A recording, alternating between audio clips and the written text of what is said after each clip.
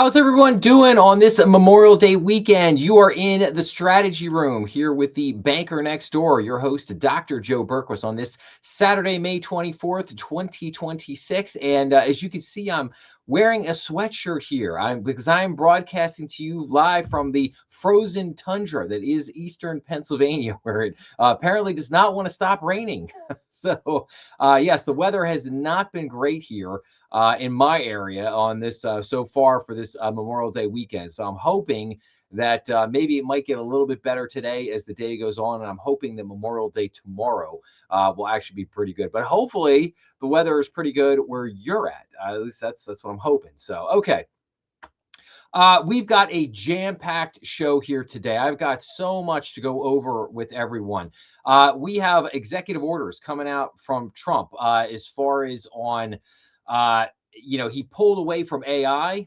That executive order was supposed to go through, but then they pulled it back at the last minute.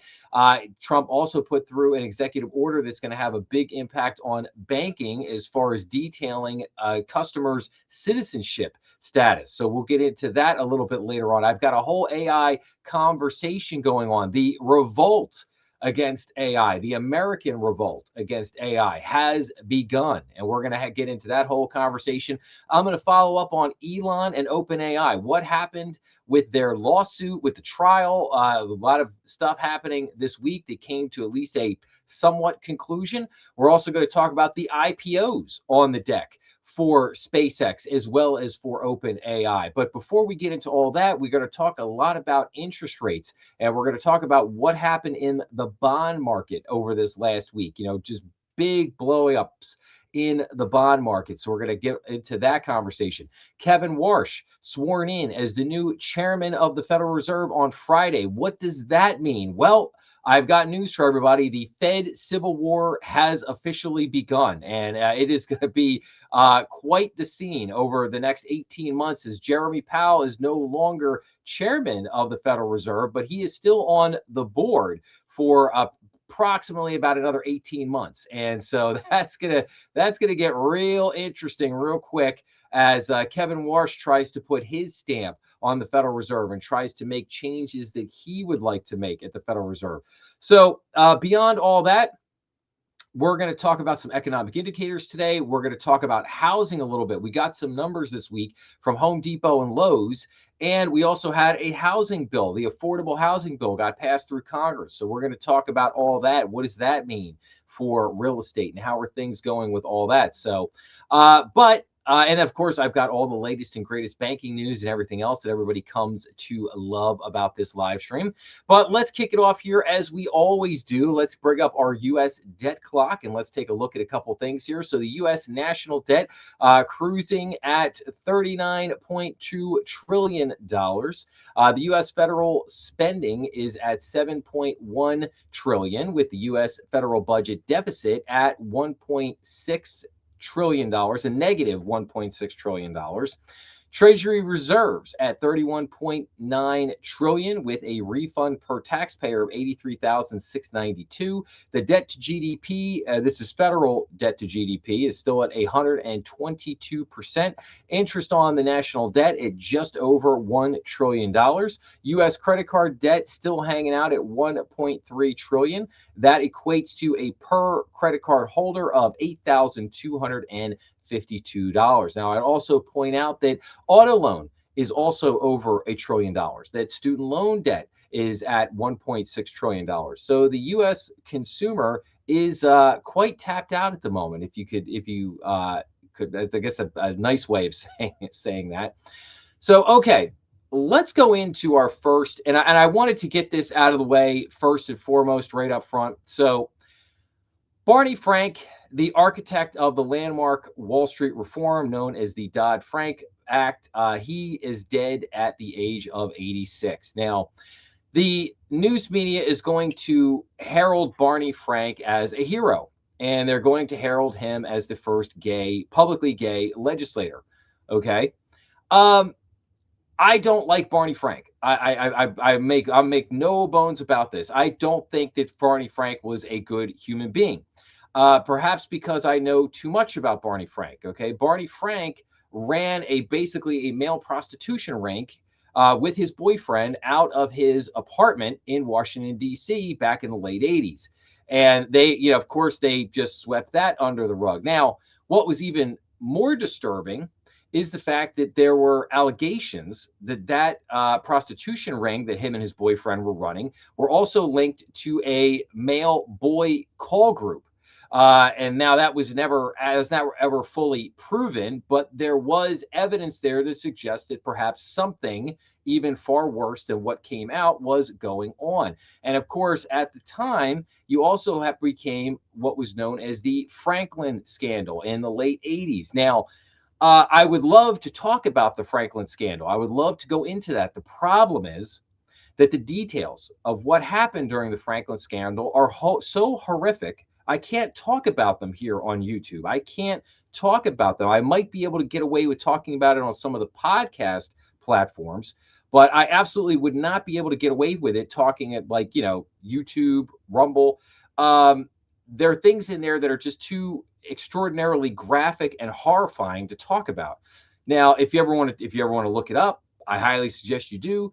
But this was a kind of like, how would I describe this? I would describe this as Barney Frank was running something adjacent to an Epstein-Light type of operation there in the late 80s.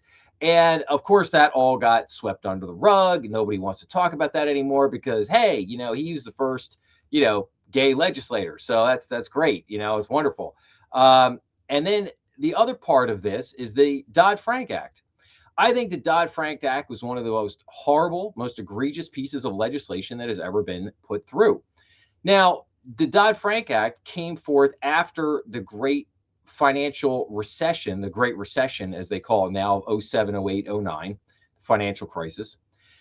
Now, this was supposed to be, we have to put forward this legislation that's going to fix what happened, right, during the Great Recession, that's going to, during the financial crisis, and this legislation is going to make sure that this doesn't happen again, right? Well, no, that legislation did nothing to correct anything that was an underlying issue during the financial crisis. Dodd-Frank did nothing to correct any of the problems. What it did do was overregulate the banking industry to the nth degree. And we're still living with the consequences. The banking industry is still living with the consequences from that act. Now, that act has overregulated banks to the point where we have seen nothing but mass consolidation in the banking space ever since.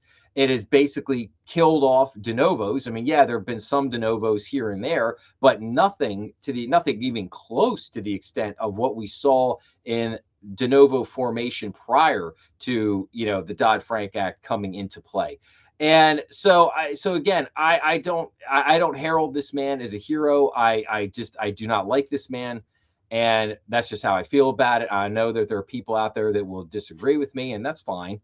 But yeah, I do not herald this man as any type of a hero. I don't think he was a particularly good human being. I think a lot of the dirt and the salacious things that he did were massively swept under the carpet, and so on and so forth. I think it's also an interesting note that Barney Frank sat on the board of Signature Bank, one of the major banks, one of the largest bank failures in the history of the United States. Signature Bank failing in the spring of 2023 during the little mini banking crisis, if you will, that we had back then. And there was Barney Frank sitting on the board of Signature Bank, which is just very, it's one of those things where it's like, maybe it's nothing and maybe it's not, just an interesting thing that I'd like to note. So anyway, all right. I wanted to get that up front right out of the gate and just be like, hey, forget that, I got this over with. I got off my soapbox and now we're moving on. So, okay.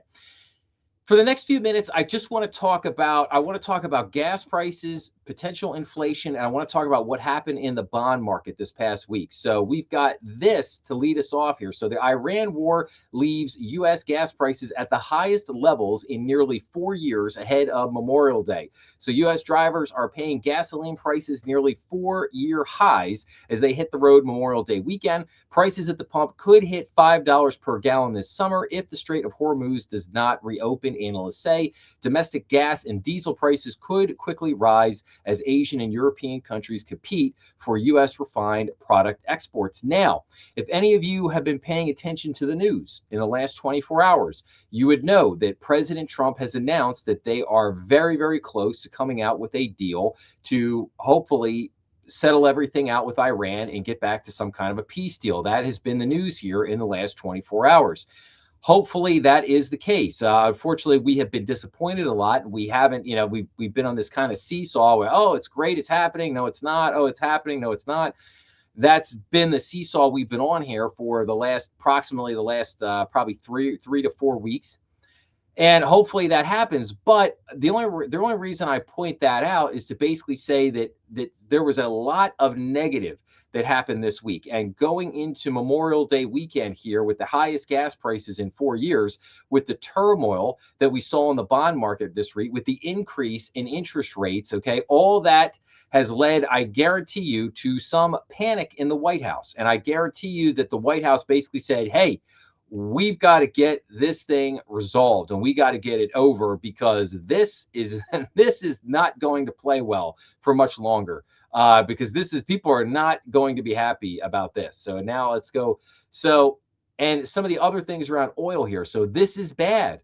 Strategists see European oil shortages within weeks as inventories are depleted. So oil markets are operating under a veneer of stability, strategists say, but physical shortages could strike Europe by the end of this month.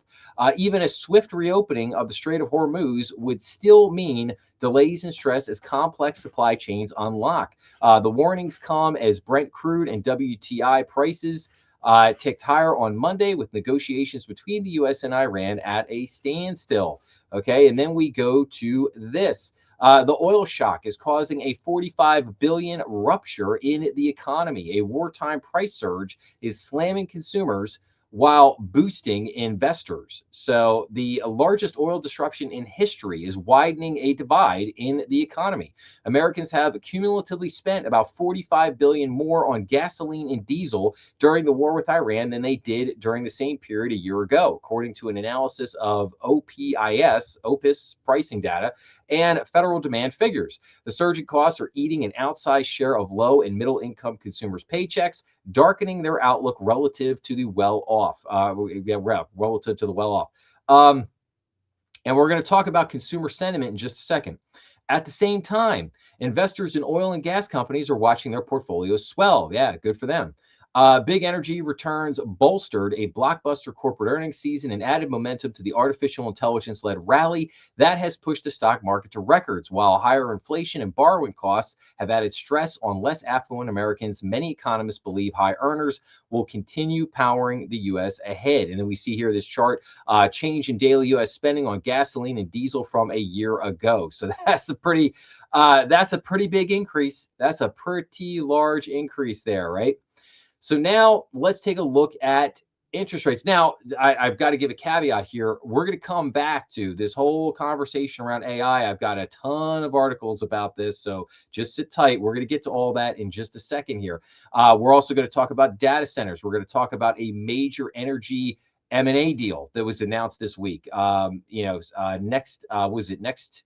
I don't think it was Next here, but it was Next something and Dominion.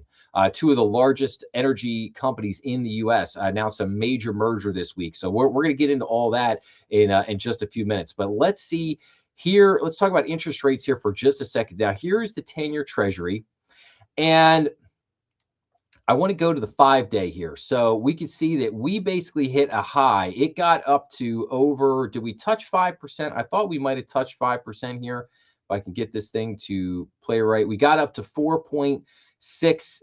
We got. I'm sorry. No, it was the 30-year bond that was over 5%. The 10-year, we touched over almost 3.7 or 4.7. I'm sorry, 4.7 this week. I mean, obviously that's big, right? That's a big issue because that everything, as I've talked a million times, everything on the consumer side is tied to the 10-year treasury note, right? So your mortgage rate, your auto loans, student loans, everything, it's all tied to the 10-year treasury. So as the 10-year treasury goes up, so is all the lending on everything else. And we saw mortgage rates this week. They did come back down a little bit, which was the good news, but they also spiked back up to the highest rate that we've seen in the last 9 months. Now, the 10-year treasury here, after spiking to a high of almost 4.7%, did come back down on Friday and settled out the week at about 4.563. So it came back down a little bit, but still 4.5%. That's probably a 0.5% higher than we really want this to be. As I said, earlier in the year, in January and February, if anybody was watching any of the live streams back then, I was talking about how we really needed 4%, and probably a little under 4% was the magic number. That was the magic number of what we were really looking for. So we are a good 50 basis points, 0.5 percentage points above of where we really want to be in terms of interest rates right now. And this is all being driven by the bond market. But before we do that, let's just take a look at commodities for just a second here. I just wanted to point out, crude oil futures did end the week at $97, with the Brent crude futures at $100. Now, that had, of course, spiked up earlier in the week. I think we had gotten up to, for crude oil futures, we had gotten up to basically $1.08, or $108 rather. $108, and that has dropped back down to $97 here at the end of the week. So we did see this starting last Sunday. We saw this spike up, and then as the week progressed, it kind of topped out on Thursday, and then everything began to come back down on Friday, which again was good news, but we're still heading in the wrong direction ultimately. So, all right, so now what happened in the bond market this week? So Japan and China lead foreign government retreat from U.S. treasuries as Iran war fallout stokes currency fears. So China reduced its stash of treasuries from 652.3 billion, the lowest level since September of 2008.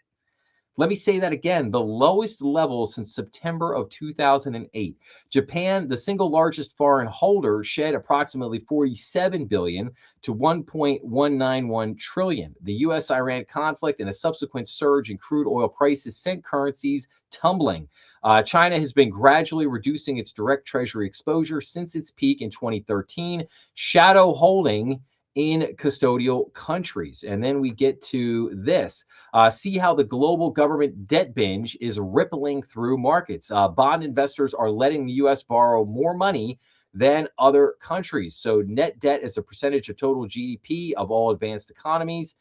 And again, not looking good here. I mean, I think what you take away here, on the far end here, the far right end, you have forecasts, and then right now here's where we're at. But again, we're not in a good spot here. I mean, you could just see here the Euro area, Japan, the US. I mean, just, the debt binge. So recent strains in the global bond market are demonstrating a key problem confronting G7 leaders at their meeting in Paris this week: how to manage a growing pile of government debt accelerated by war and the pandemic. Tumbling bond prices have pushed yields on government debt higher, lifting borrowing costs for governments, businesses, and consumers alike. The main driver has been the war-fueled surge in energy prices, which has lifted inflation and spurred talk of possible interest rate increases by central banks. But concerns about the fiscal outlook in Japan and the UK have also added to the bond market sell-off in recent days. In the US, federal debt held by the public just climbed above 100% of the country's gross domestic product for the first time since the aftermath of World War II. Yet the country still has advantages that have blunted the impact of that milestone. Here's a look at the current complex relationship between government finances and the bond market. So, and again, I'm not going to read through this whole thing just because we've got a lot more to get to here. But this chart was an interesting one. And so we get into the, net debt as a percentage of GDP. When you see US, France, Belgium, advanced economies, well over the 100% of GDP. Now that is consumer debt. That's not federal debt. That's consumer debt. As I just showed you guys on the debt chart, the federal debt is already up over 122% debt to GDP. So now we get into Italy, Japan, and the UK. Debt ratios are also elevated, but leveling off. Um, Germany, Finland, and Lithuania are lower, but on the risk, thanks in part to increased military spending, or I'm saying not on the risk, on the rise. Spain, Portugal, and Ireland have turned their fiscal outlooks around after the early 2010s European debt crisis. But let's go. So we have the U.S. advantage. What's the U.S. advantage? Well, we're the reserve currency for the world. That's our ace in the hole, if you will, at the moment. The question is always, how long does that last? With $39 trillion in U.S. national debt, a big part of the problem here. And part of why we see this rise is that basically investors are saying, you know what? We see a lot of risk here. We see a lot of risk here in what the government is doing. Basically, this just horrible government spending, the ballooning national debt, the fact that we're running, almost $2 trillion deficits annually. The investors are basically beginning to get to the point where they're saying, you know what, there's a tremendous amount of risk here. We don't know how much longer the U.S. is basically going to be able to keep paying its bills when it has over $1 trillion alone in interest on the national debt. And so they're sitting there and they're going, wait a minute. If we're going to buy bonds and treasuries from the United States government, we want to get paid more for the risk that we are taking, right? It's a risk reward. These are some of the basic economic principles, right? More risk, more reward.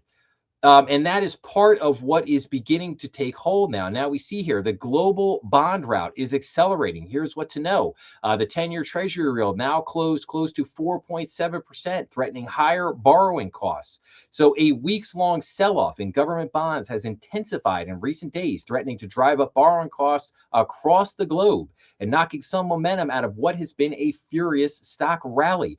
With bond prices sliding, the yield on the 10-year U.S. Treasury note, a key benchmark for mortgage rates and other borrowing costs, reached a high of 4.687% Tuesday, its highest intraday level since January of 2025. The yield, oh man, what am I getting hit with advertisements here? Man, what is this doing? What is this ad doing? It's messing me up. Sorry, guys. Basically, the gist of it here is, okay, we've had this sell-off, like I just showed you in the article before. This was basically being led by China and Japan, basically leading the sell-off that began last Sunday and led into the week. But all of these issues are coming to a head at the same time. It's the war with Iran has stoked the energy crisis, which has stoked inflation, which has now roiled the debt issue. The debt issue was already a major issue, but the energy spike, the spike in energy costs, the spike in inflation, that has now roiled the bond market and has now this big mammoth bear, if you will, of the government debt. That's what's being roiled, and that's what is now pushing these interest rates up. And remember, it's inverse. The bond values and the rates opposite of each other. So as the bonds sell off, the bond values drop. That means the yields increase. The yields go the other way. So when you have a major bond sell off, or when you have weakness in bond sales, you need a pickup in bond sales. You need bond values to increase, and then yields will decrease. So that's where. So it's an inverse relationship, if you will. So, all right, let's get to now this. Bloomberg Gauge shows global long-term bond yields at the highest since 2008. Oil-driven inflation fears and fiscal pressure continue to drive investors to demand higher returns on longer-dated government debt. So let's see here. So a Bloomberg Gauge of long-term sovereign debt yields has climbed to its highest level since the global financial crisis. The surge in global inflation expectations driven by rising oil prices has seen Bloomberg's gauge of the average yield to maturity on sovereign debt due a decade or longer climb to the highest level since July of 2008. The publication reported on May 20th. You know what? I need to make this a little bit bigger here for everybody. There we go. All right. So hopefully everybody can kind of see that now. Bloomberg's gauge of average sovereign debt yields, a broad measure of government borrowing costs, is closely watched by investors. The yield on the 10-year Treasury eased overnight to 4.64% from 4.66% late Tuesday. The 10-year yield has jumped to this level from below 4% before the war with Iran. The auction was part of the Treasury's wider May refunding plan. On May 6th, the Treasury stated that it would sell $58 billion in 3-year notes, $42 billion in 10-year notes, and $25 billion in 30-year bonds, while raising $41.7 billion in new cash from private investors. The Treasury bond yields represent the return that investors receive for lending to the U.S. government over different periods. They move in the opposite direction of prices, meaning that higher yields usually reflect falling bond prices or investor demand a better return to buy the debt. There you go. See, I'm not just making this stuff up, right? I'm not just making this stuff up, okay? Rising oil prices linked to the Iran war have pushed inflation fears. However, the markets have also seen some relief from higher energy prices. Early Wednesday, U.S. benchmark crude oil fell 4% to $106 per barrel, though this is well above its roughly $70 level from before the war. So we're seeing a broader repricing of duration driven by fiscal realities, persistent inflation risks, and some political uncertainty, as well as more demanding investor base. So it's hard to point to a near-term catalyst outside of the reopening of the Strait of Hormuz that could fully reverse the current sell-off. So yeah, again, very interesting. Now, surge, and this is what we got here on Friday. So surge in risk-free treasury yields sends bond investors in search of better opportunities. So again, make this a little bit bigger. The 10-year treasury recently hit a 1-year peak, and the 30-year its highest level since 2007, driven by inflation fears, geopolitical tensions, and the potential for Fed rate hikes as Kevin Warsh takes over the central bank. We'll talk about that more in just a minute. Volatility in the fixed income market is leading to questions about bonds' safe haven status, and prompted HSBC to declare the asset class a danger zone. Wait a minute, a danger zone? What? The idea of a risk-free rate in the treasuries market is wrong, according to Joanne Bianco of Bond Blocks. It's not risk-free. There is a lot of risk associated with this, she said on CNBC's ETF Edge this week. So again, we're seeing all this blow up, and this is a convergence of a number of things coming together at the same time. The reality of our debt, the recent bond auctions that have taken place that basically have caused the Federal Reserve to step in and begin buying more bonds, buying more treasuries to keep this market afloat. The fact that we have Japan and China pulling back and basically saying, hey, we need to be paid more. Why do they need to be paid more? Well, this lady just said it right here. The idea of a risk-free rate in the treasuries market is wrong, according to Joanne Bianco of Bond Blocks. It's not risk-free. There is a lot of risk associated with this. So again, and that is why China and Japan and a lot of other countries out there are basically saying, hey, if the U.S. wants us to buy their debt, they're going to have to pay us a higher, wait for it, risk premium in order to get us to become buyers again. So this is the reality of what you're beginning to see. It's famously said that the bond market gets a vote. It has been a very famous saying around Wall Street for a long, long time. The bond market gets a vote. So in other words, regardless of what politicians tell you, regardless of what politicians want, regardless of what maybe consumers want or the business community wants, the bond market is ultimately going to dictate what is going to happen here with a lot of the actions that are taken, because the bond market is going to tell you, okay, things are really good, or things are really bad, or you know what, Mr. Government, you're doing a really lousy job of managing the economy, and that is now going to reflect itself in the bond market. So that is basically the big blow up. Now, like I said, things eased off a little bit on Friday, which was good news. But it's still, again, all of this is still a major concern, because this has the potential now to roil throughout the summer. I mean, going back to the first article that I pointed out, basically prices at the pump could hit $5 per gallon this summer if the Strait of Hormuz does not reopen. I would say even if the Strait does reopen, we're still going to see $5 a gallon gas. And the problem being is because this situation can't reverse itself fast enough. Where is the other article that I showed everybody on no, that's not what I was looking for here. Nope, let's go back one more. Yeah, this is bad. Strategists see European oil shortages within weeks as inventories are depleted. Like, this situation is not going to fix itself in a day, a week, or a month. No, this is going to take months. This will take probably the rest of the year for this to straighten itself out. And that's if the Strait of Hormuz if it gets open this week. If there's some kind of peace deal that's signed, it gets reopened this week. This is going to take months and months and months to get itself worked out. And in the meantime, we're still in store for more energy shocks, more energy increase in energy prices, i.e., gasoline and diesel. And we will see. I believe we will see gas prices of $5 a gallon this summer, undoubtedly. Where I think that has basically already been baked into the cake. We're going to see it, and then we'll see where it goes from there. My hope, my supreme hope here in this situation is that basically this Iran situation gets resolved. We see some kind of peace deal worked out, and then basically the Strait of Hormuz gets opened back up. Things start to flow again, and then we begin to see things start to come back to reality. That is my big hope here in this whole situation.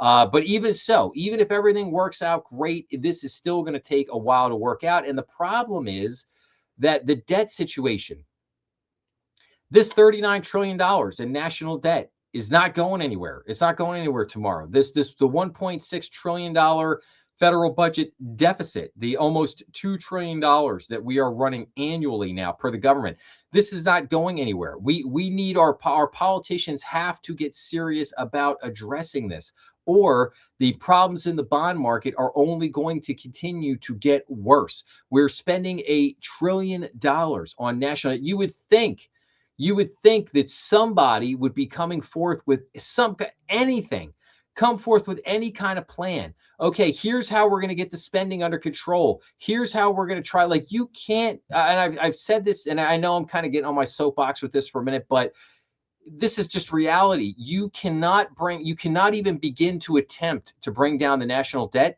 if you do not get your spending. In other words, you have to balance the budget.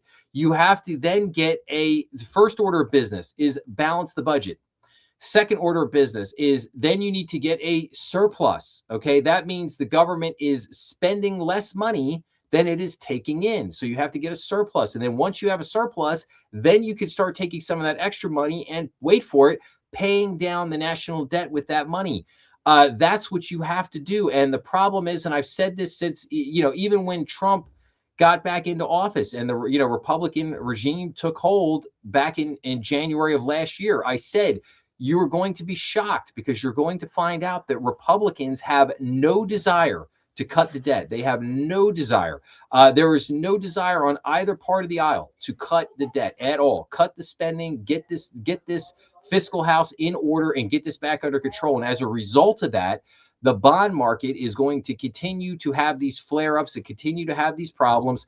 And we're going to continue, at least in the short run, to see the Federal Reserve continue to pump money back. Their QE, not QE, QE light. You're going to continue to see them pumping that money back into the economy because they're going to have to step in and buy these bonds and buy these treasuries. Because otherwise, if they do not do that, these rates here that we talked about in bonds, these rates will continue to spike. And you know what that means for the economy? That means very bad things for the economy overall. First of all, it will drive up the cost of the government to finance the debt, which means that the government may in turn have to raise taxes to, yes, cover that debt. Okay, then it also means that the consumer will continue to get squeezed because the borrowing and the financing costs for consumers will continue to go up. So again, it's not a good thing. And again, our like I said, our government's inability to address this issue will just continue to make it worse. So, all right, let's get on.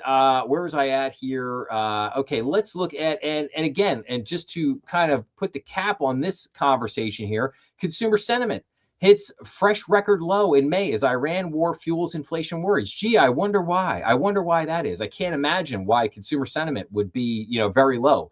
The index of consumer sentiment fell to 44.8 from preliminary readings of 48.2. It's well below the 49.8 level seen at the end of April. Yes. Well, again, after everything that we just talked about for the last 30 minutes, you can understand. I mean, the surge in energy prices, the surge in inflation, this continuing the geopolitical issues. Now, the out of control government debt and government spending is all coming together at the same time to come back to roost.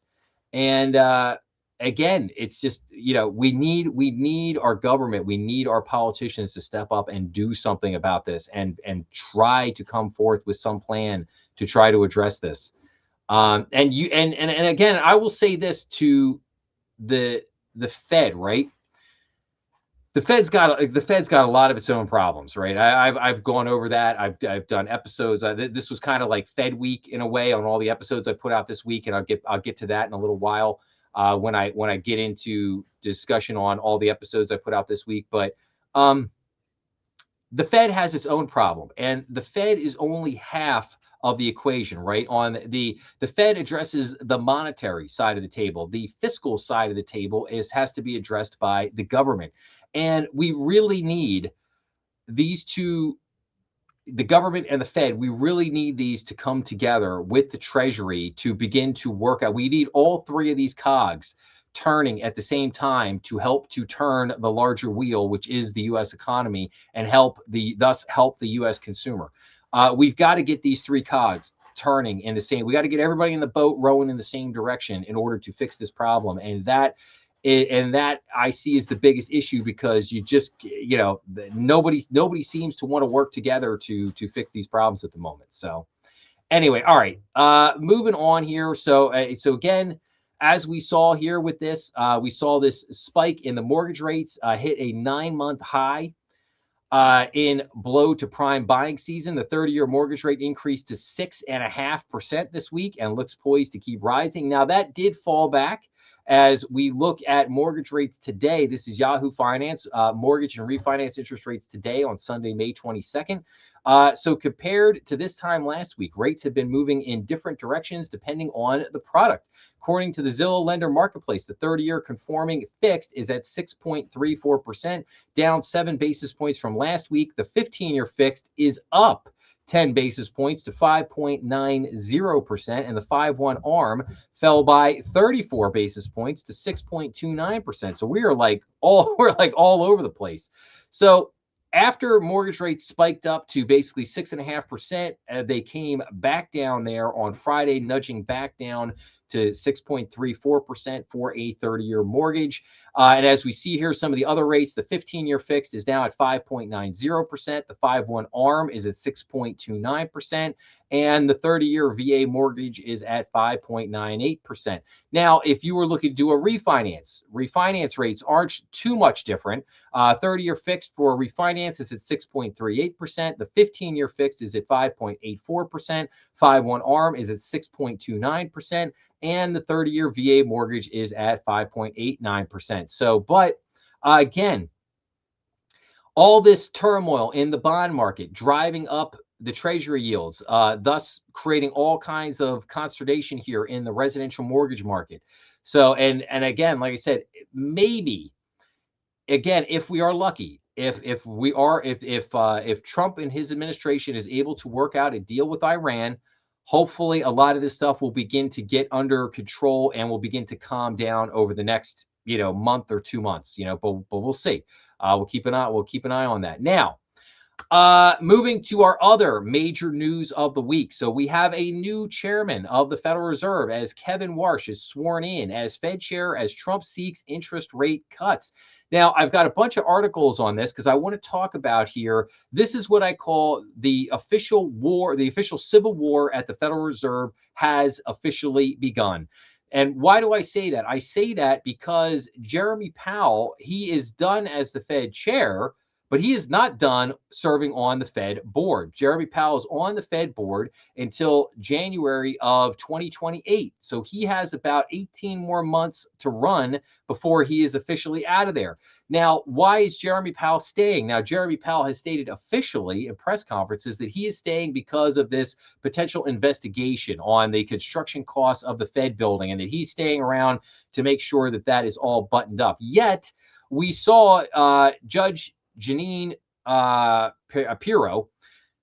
She basically dropped the case. She dropped the case. She dropped the charges. So that thing is basically dead. Now, that case has moved to the Office of the Inspector General. Wait for it, within the Federal Reserve. So the Office of the Inspector General reports up to the chairman of the Federal Reserve. Now, Jeremy Powell is not the chairman any longer. That is now Kevin Warsh. So that OIG investigation is now going to answer to Kevin Warsh. So Jerome Powell doesn't have as much, say over what the ultimate conclusion of that is. Okay. However, him still being in the building is an issue. It is a problem.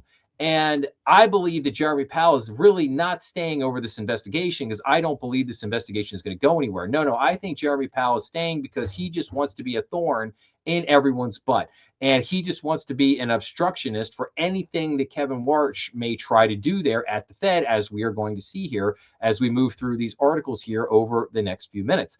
But I digress here for a second. So on Friday, President Donald Trump led a swearing-in ceremony for Kevin Warsh as chair of the Federal Reserve. Warsh, who's 56 years old, becomes the 11th Fed chair of the modern banking era and succeeds Jerome Powell, who served 8 years and will stay on as governor. Now, just to note, Kevin Warsh is actually the 17th chairman of the Federal Reserve throughout the entire history of the Federal Reserve, dating back to 1913.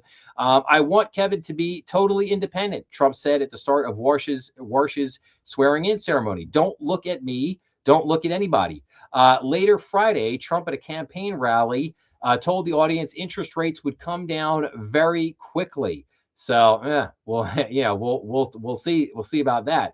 But let's move on to some of this other stuff now. Kevin Warsh's real Fed regime change may happen deep inside Wall Street's plumbing.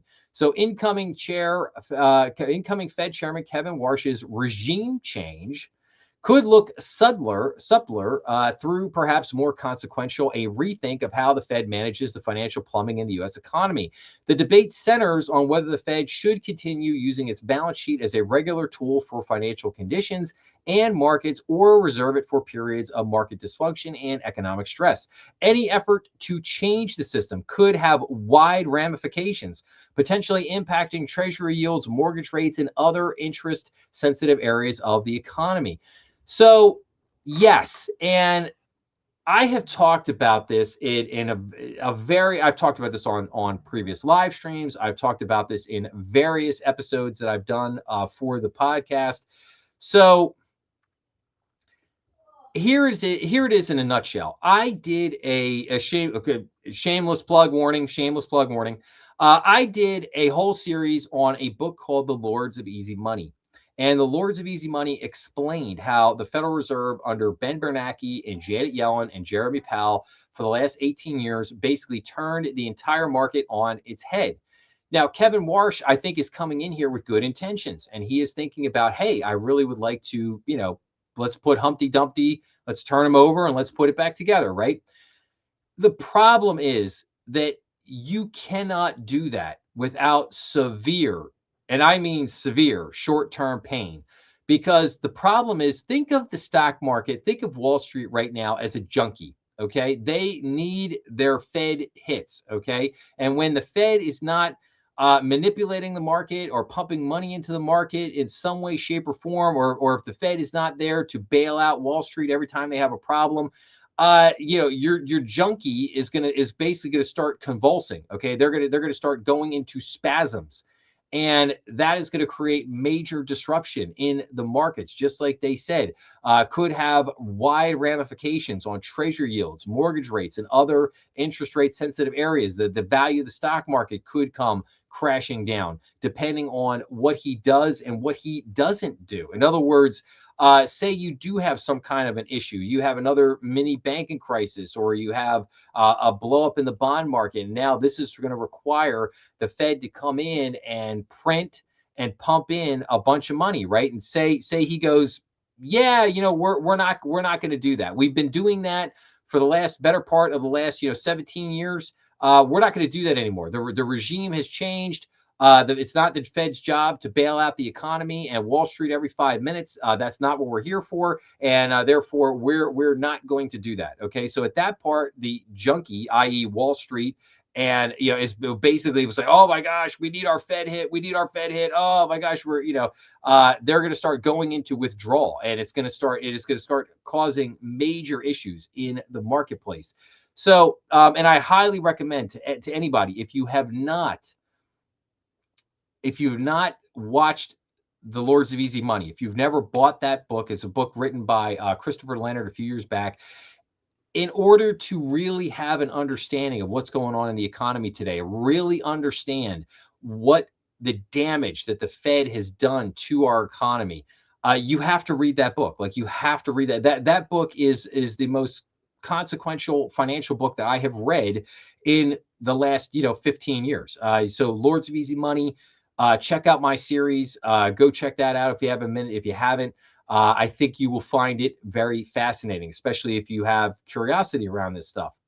But let's continue here. So Kevin Warsh, sworn in as Fed chair, commits to leading a reform-oriented Federal Reserve. Today marks a return to an institution that I do, in fact, cherish, Warsh said. So Federal Reserve Chair Kevin Warsh was sworn in on May 22nd and said that he plans to lead a reform-oriented central bank for the next 4 years. At his swearing-in ceremony, Warsh said he's committed to fulfilling the Fed's core mission of price stability and maximum employment, while also bringing changes to the institution. I will lead a reform-oriented Federal Reserve, learning from past successes and mistakes, both escaping static frameworks and models, upholding clear standards of integrity and performance, he said, alongside President Donald Trump. The initiative, he says, will mark a return to an institution that I do, in fact, cherish. The swearing-in ceremony was held at the White House's East Room for the first time in 39 years. Supreme Court Justice Clarence Thomas administered the oath, and Trump hosted the ceremony. Alan Greenspan, appointed by President Ronald Reagan to succeed Paul Volcker, was also sworn in at the White House in August of 1987. In January, the president nominated Warsh to become the 17th chair in the Fed's 113-year history. In his introductory remarks, Trump urged Warsh to just do your own thing and do a great job. I want Kevin to be totally independent, Trump said. Don't look at me. Don't look at anybody. Trump's pick to succeed Jerome Powell has come under fire over concerns that he will erode monetary autonomy and take direction from the White House, specifically by cutting interest rates. This marks Warsh's second stint at the Fed after serving as a member of the Board of Governors from 2006 to 2011, including during the global financial crisis. But Warsh reaffirmed his commitment to carrying out the mission and the very best traditions of the Federal Reserve. So, I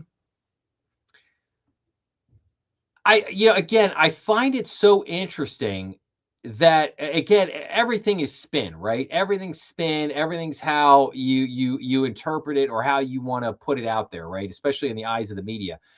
So, if Kevin Warsh comes in and basically says, you know what, I'm really going to work with the White House because, wait for it, we've got a lot of problems and we have to try to solve these problems. And so I'm going to try to work with the White House and work with the Treasury and try to see if we can figure this out. They look at that as just the worst thing in the world. Like, no, you can't work with them, and you're going to threaten the Fed's independence by working together with them. Like, and it's like, wait, what? It's like, oh yeah, you're going to be Trump's lapdog, and you're going to threaten Fed independence, and you're going to do this, you're going to do that. Like really?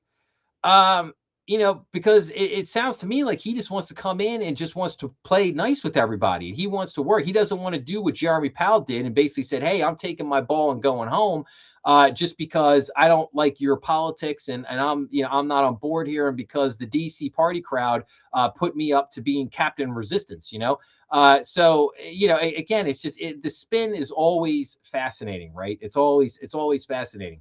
I don't, like I said, I view Kevin Warsh as wanting to come in to basically try to shake up the Fed a little bit. I would be the first one to say I think the Fed has a major problem with groupthink.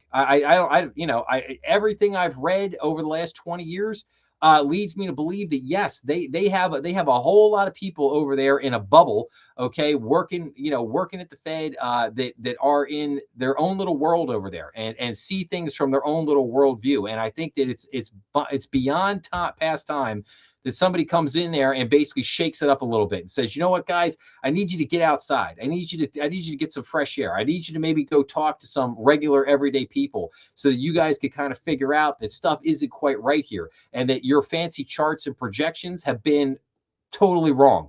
And they've been wrong, and yet you guys still keep keep dusting out and pulling out the same tired playbook. And that's not working for us anymore. We got to try to do something different, right? So, okay. Continuing on here for a second, though, our mandate at the Fed is to promote price stability and maximum employment, Warsh said.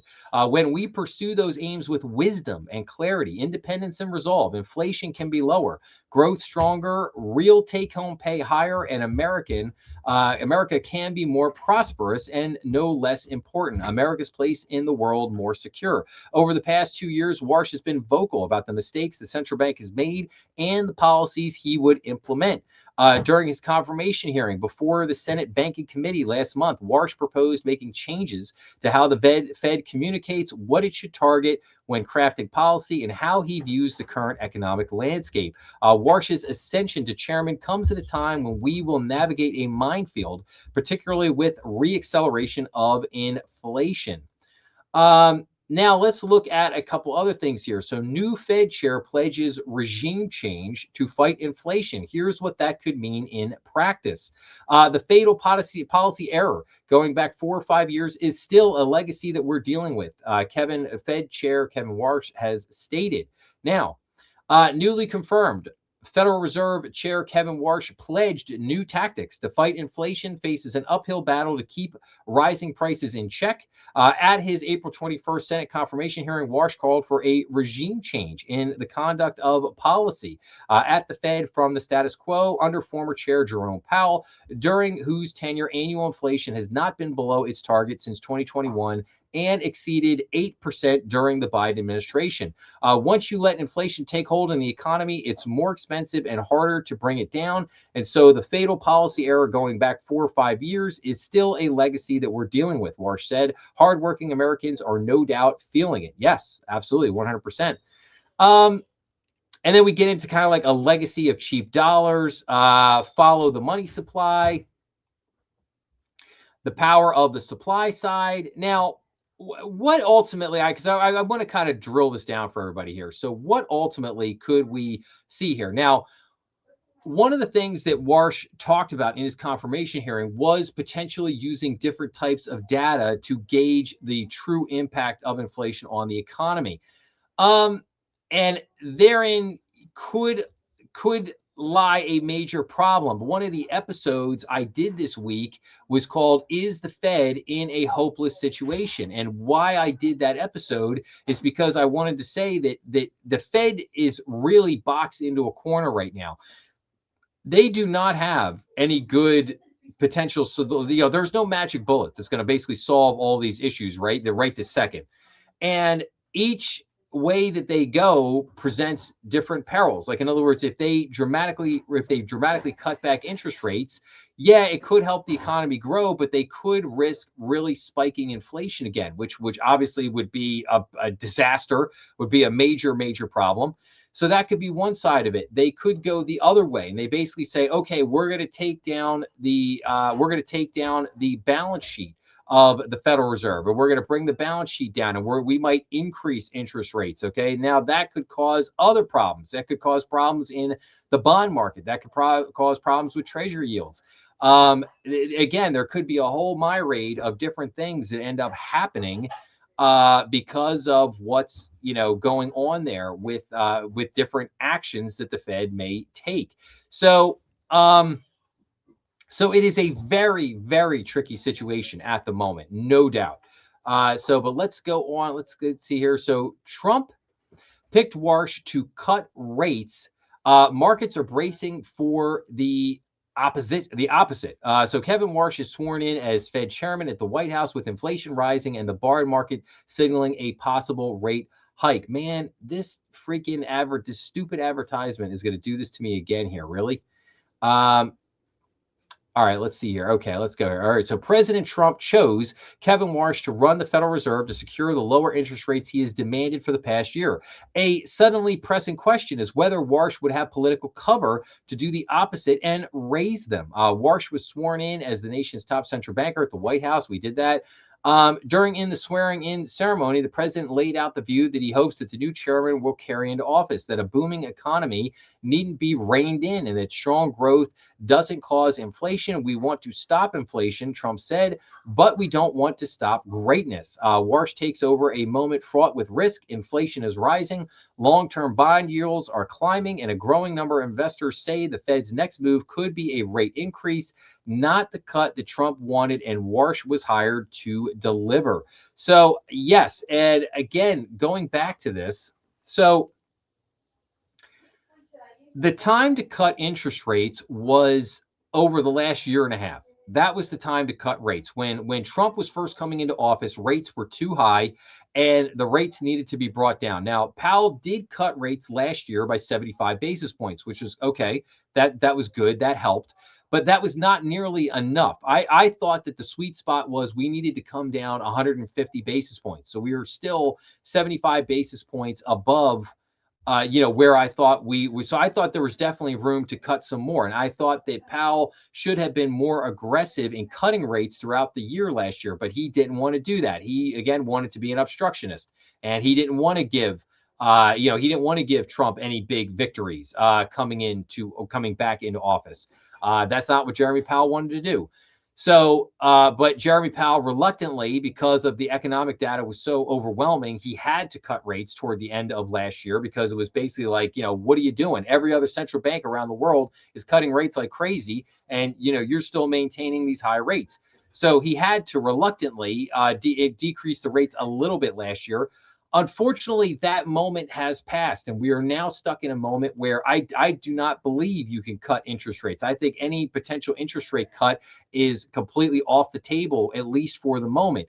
Now, does that mean we have to increase interest rates? Well, I think that depends. I think a lot of that depends. The whole conversation we had in the first 35 minutes of the live stream here today was all about the debt and the inflation, interest rates, and debt. That was the whole premise of the conversation we had earlier. So in going back to that conversation, I would say a lot depends on what happens here with Iran. If the whole Iran thing is resolved, a lot of this will begin to ease back. A lot of, because again, the big spike in inflation that we've seen has been in energy prices.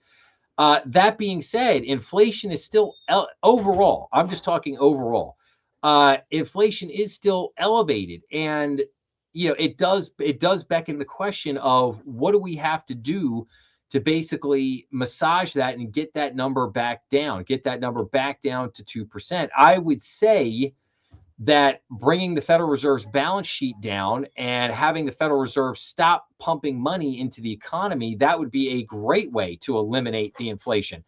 Problem is that again, this gets back to the whole conversation of like, there's no easy answers, because you stop doing those things, you're going to create other problems. And, and therein lies the dichotomy, if you will, of what to do. What is the best path? What is the right decision?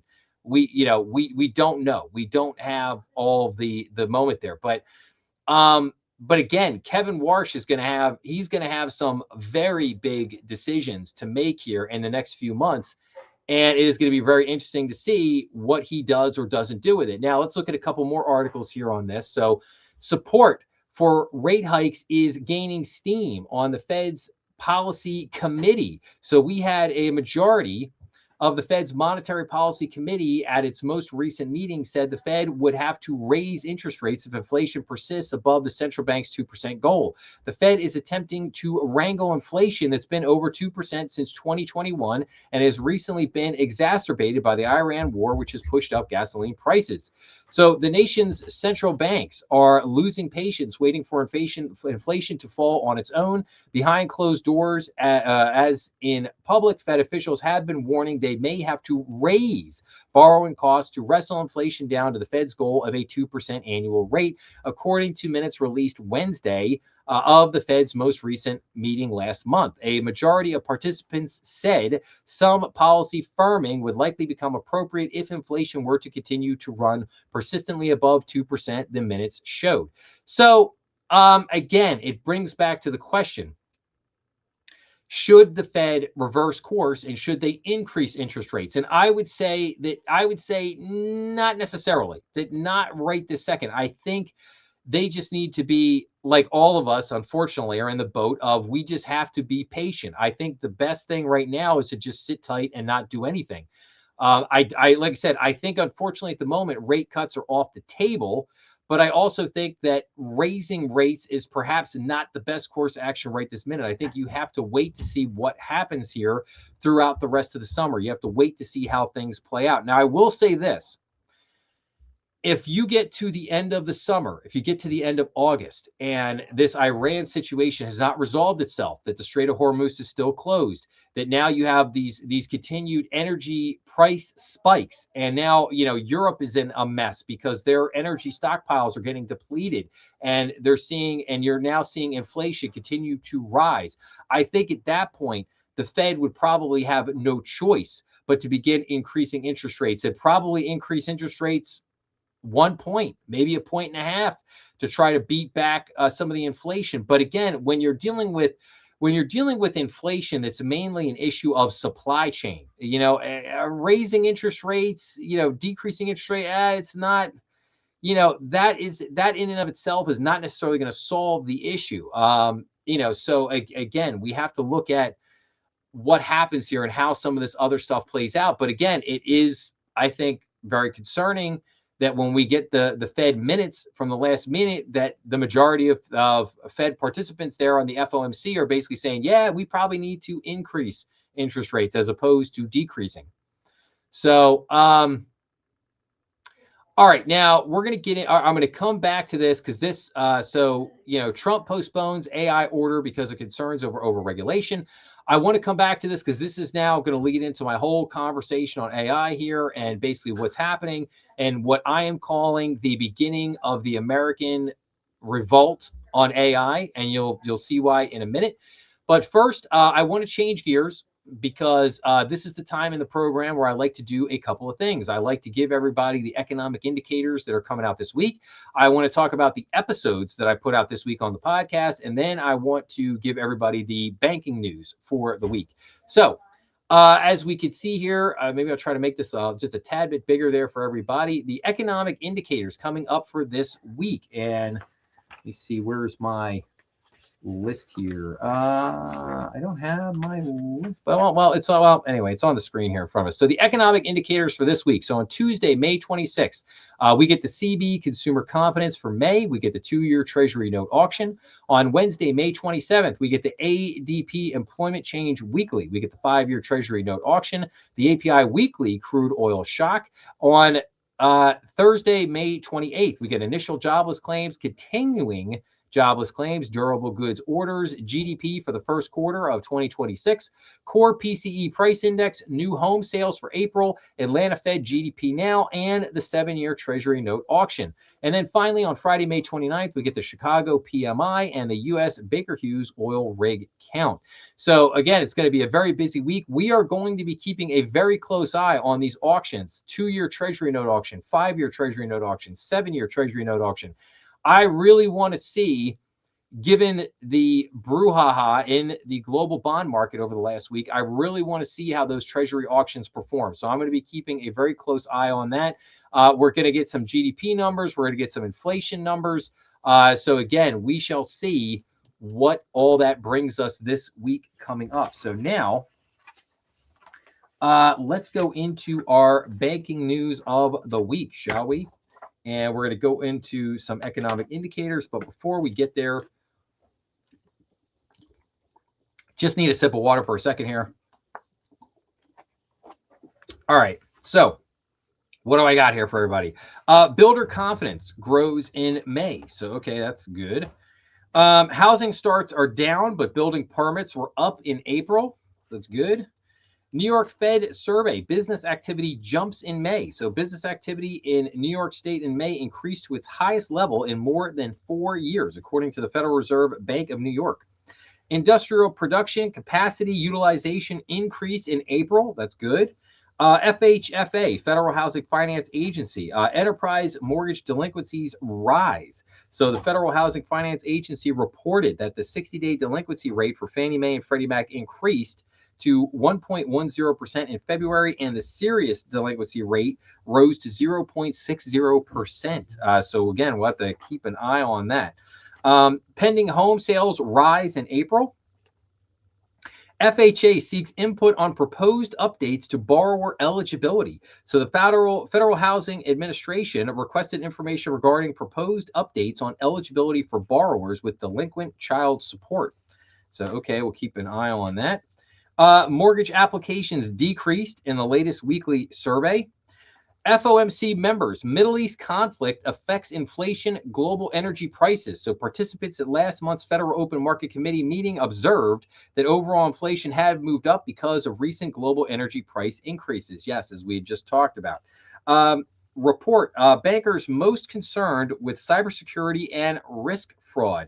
So ICBA, preferred service provider Intrafy's first quarter bank executive business outlook survey found bankers list cybersecurity and fraud risk as their top concerns right now. So maybe see if we can get that report and delve a little bit deeper into that. So House passes Road to Housing Act with community bank provisions. So the House of Representatives passed the 21st Century Road to Housing Act, H.R. 6644, including ICBA advocated community bank provisions by a bipartisan vote of 396 to 13.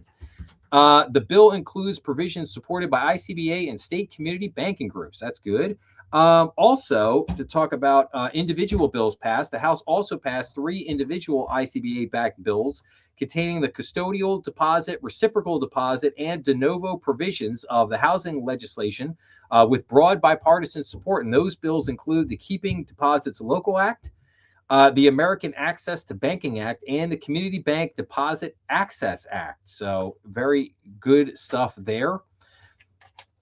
Fed requests comments on payment account proposal.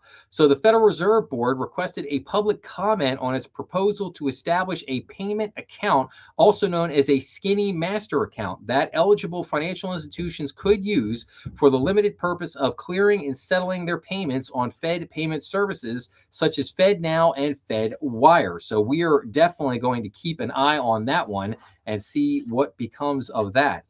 House panel discusses BSA and AML modernization. Now, for anybody who doesn't know, BSA means Bank Secrecy Act and AML means anti-money laundering.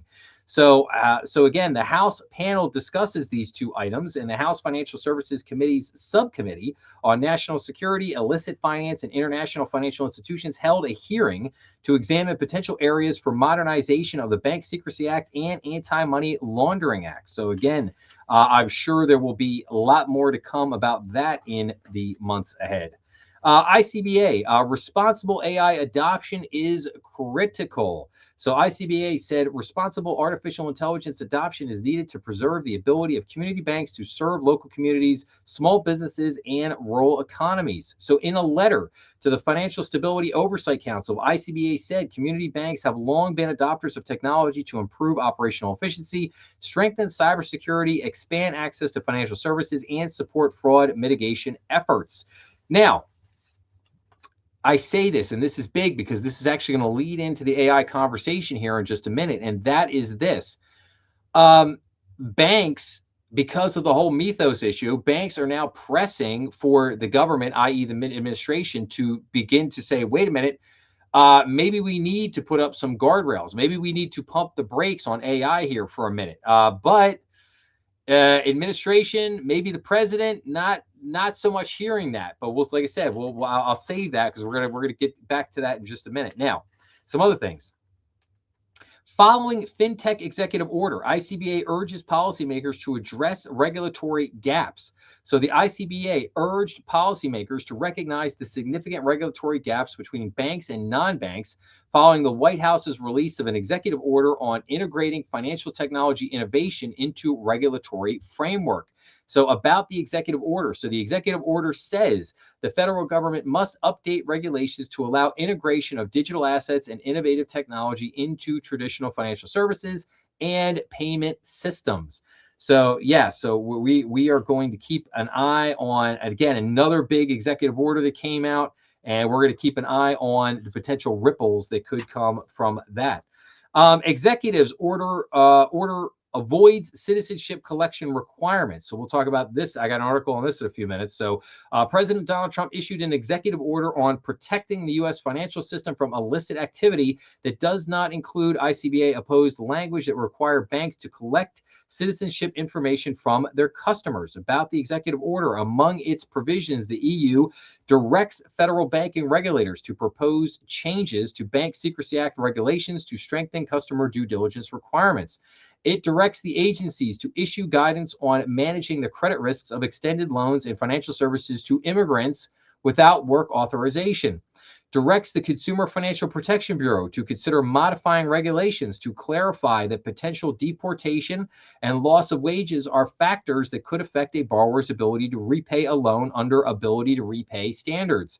And finally, it directs the Treasury Department to issue a formal advisory to financial institutions identifying red flags and suspicious activity patterns tied to illicit activity. So what does that mean in English? Well, what it means is that it's not necessarily going to require banks to collect a bunch of information from customers at the beginning, but it is going to require banks to basically do some homework on their customers, and that basically the banks are going to have to get in there and basically say, okay, because what's going to happen is the regulators are going to come in and basically say, okay, have you checked your customer base? Have you looked at them, and have you been able to identify if you are serving a lot of basically illegal immigrants or immigrants that don't have the proper work authorizations and therefore would be in danger of not being able to repay the loan or loans that you have given them if they should in fact be deported. So that will, so you'll have ripple effects from that. So again, I think that this executive order, it stops short of what ICBA and other bank groups were hoping for, but it's also not quite as bad as what they thought it would be. So it's kind of landed somewhere in the middle, if you will. So okay. So Gould, OCC prioritizing community banks regulatory relief. So Controller of the Currency, Jonathan Gould, said his agency continues to prioritize supervisory and regulatory relief for community banks to support their role as drivers of economic growth. ICBA opposes Agora's application for National Trust Bank Charter. So ICBA urged the OCC to deny Agora Atlas Corporation's application for a National Trust Bank Charter for Agora National Trust Bank, saying the application is built on an unsound reading of the National Bank Act.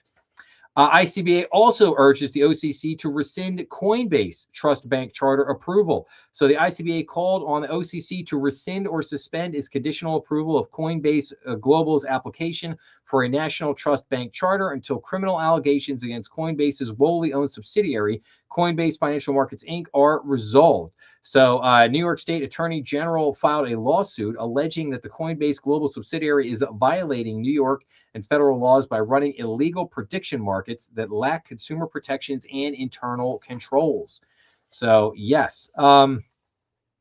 Housing bill with community bank provisions heads to a vote. So amended housing legislation text that includes ICBA, ACBA-backed community bank provisions has been released ahead of an expected House floor vote this week. So we'll keep an eye on that. FDIC updates frequently asked questions on official signs and advertising requirements. OCC issues final rules on escrow. The OCC issued 2 final rules on banks' real estate lending powers related to the payment of interest on fund held in escrow accounts. And then finally, ICBA Federal credit unions should file a Form 990. ICBA told the Treasury Department that federal credit unions should be required to file Form 990, the annual information return required of most tax-exempt organizations. So, yeah, I agree with that. Why shouldn't they file a 990? That seems kind of weird or strange that they wouldn't file a 990, right? All right, now let's switch up here and let's go to, I want to talk for a few minutes about the episodes that I put out this week. So I did a couple, I started the week by putting out two Strategy Room bonus episodes. So I put out Strategy Room bonus episode, Real Estate Update. So, and I basically went into just a couple things real quick on that. So rents for apartments are down for the 33rd straight month. April home sales disappointed. Only 11% of new construction is in urban areas. The majority of newly built residential homes are in the suburbs. And if you do want to build a new house in an urban area, the cost is usually very high. And then according to research from the National Association of Realtors, America has a surge of foreign buyers in the form of Chinese nationals buying with cash. So that was the real estate update. And then I did another episode on basically a Strategy Room bonus on private credit. And this was titled Private Credit, Blue Owl, KKR, and BlackRock Under Investigation. So this is an update on private credit. Private equity has a problem as the industry has a glut of over $3 trillion in companies that need to be offloaded from their portfolios. PE net asset values are also being called into question. This leads us to Blue Owl. The valuation of their funds is coming into question. The private credit hot streak is officially over as defaults continue to rise. KKR's private credit fund takes a $560 million loss. The defaults in the fund increased to 8.1% in the first quarter of 2026, and the fund had a write-down equal to about 10% of the net asset value. That means nothing really good is happening there. At the same time, JP Morgan Chase led a bank group that reduced KKR's line of credit. Federal prosecutors announced on Friday, right after the bell, of course, that they are probing a BlackRock private credit fund due to write-downs and poor performance. The Federal Reserve is increasing NDFI lending disclosures for large banks because they have the largest concentration. U.S. banks did disclose, however, in the first quarter of 2026 that their NDFI exposure. And then finally, following up on MFS and First Brands, bankruptcy administrators allege that MFS owner transferred $500 million into his personal accounts, buying Ferraris and Rolls Royces. And the U.S. government asked the bankruptcy court to liquidate First Brands. So those were my bonus episodes. And then I had 4 additional episodes that I put out. So on Tuesday, I put out another episode of Bank News. So this was titled Bank News, Bank Charters, NCUA Chair, SBA Rebounds, and M&A Activity. So fintech company Parker files for bankruptcy. JP Morgan is investing $14 million in anti-fraud projects. White House names John Cruz to the NCUA board. Credit union membership growth returns to positive territory in the first quarter of 2026. Payward, the parent company of Kraken, is seeking to get a bank charter from the OCC. Augustus Bank receives conditional charter approval from the OCC. Stellantis follows Ford and GM by receiving an ILC banking charter from the FDIC. In M&A news, Hancock and Whitney acquires One Florida Bank in a $377 million transaction, and Nextier buys Bank of Dublin. SBA 7A lending rebounded in the first quarter of 2026. U.S. regional banks realized year-over-year earnings growth in the first quarter of 2026. And that was some of your banking news for last week.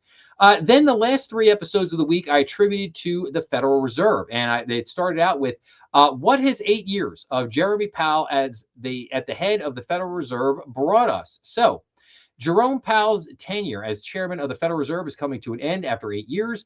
What has he left us? To say he has left us a mess would be an understatement. The Fed has lost approximately $240 billion in the last 3 years. The Fed has unrealized losses in their bond portfolio of around $1 trillion. Inflation remains well above the Fed's 2% target. Powell has never brought inflation below 2% in his 8-year tenure. The balance sheet is back up to 6.7 trillion, over 2 trillion higher than when he started as chairman. So Powell drained all the liquidity out of the repo market by bringing down the Fed's balance sheet. He has since started QE light, pumping money back into the market via purchases of bonds and treasuries. Powell has made one misstep after another. He caused a massive blowup in the repo market in 2019. He overstimulated the market during the COVID, causing massive inflation, which he deemed as transitory. He over tightened interest rates, blowing a massive hole in bank balance sheets and leading to a banking crisis in 2023. Now he seeks to be a shadow chair, causing additional problems before the final exit. So again, a very interesting update. Maybe a little hard on Jeremy Powell, or perhaps, but we'll see. Time will tell.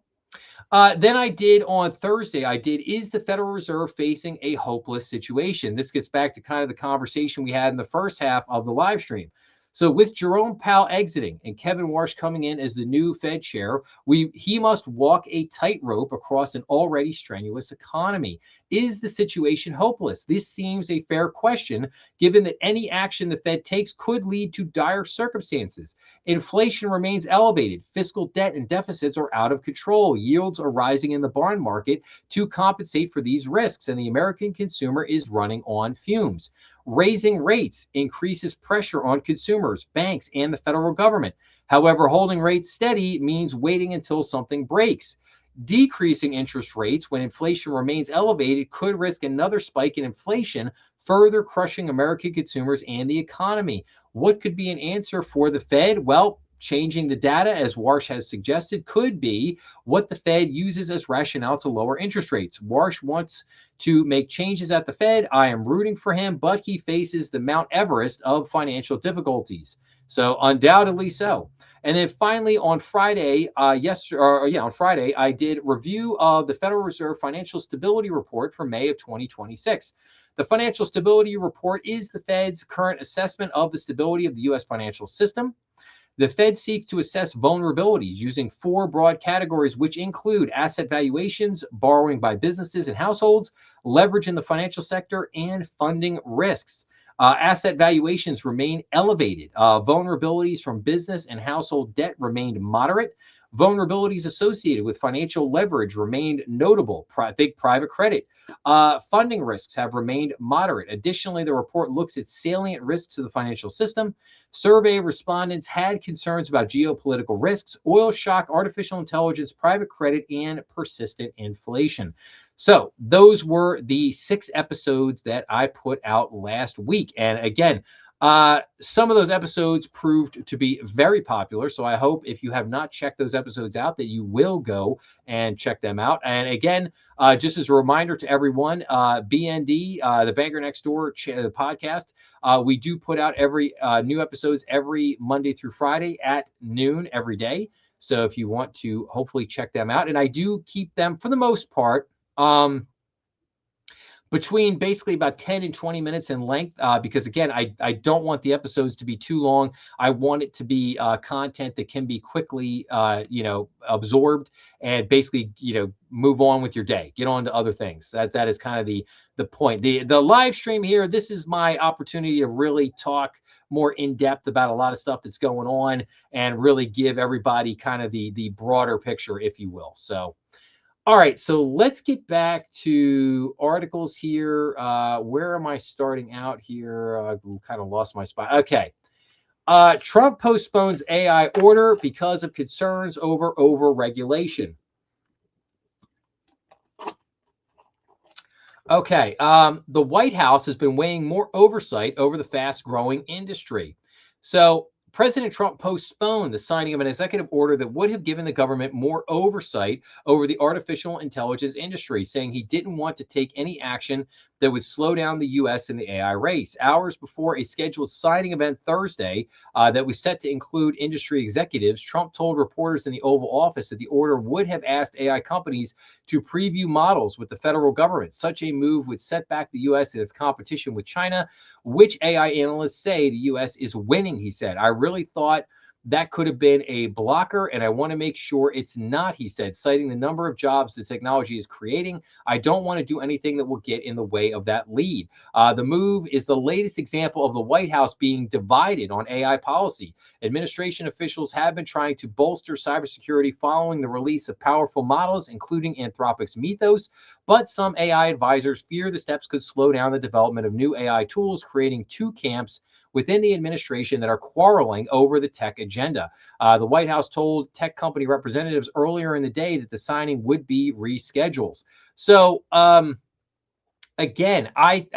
think this is a little bit of a watershed moment, and you're going to see that as I get into these other articles here over the next few minutes, all related around this topic. So we have gotten to we have come a long way here. We went from an administration that was basically like, yeah, it's the Wild West, man, free reign. All the tech bros, all the AI companies, you guys could just go run wild. You could go run around out there. You could do whatever you want. We don't care. Just you guys just build all your data centers you want.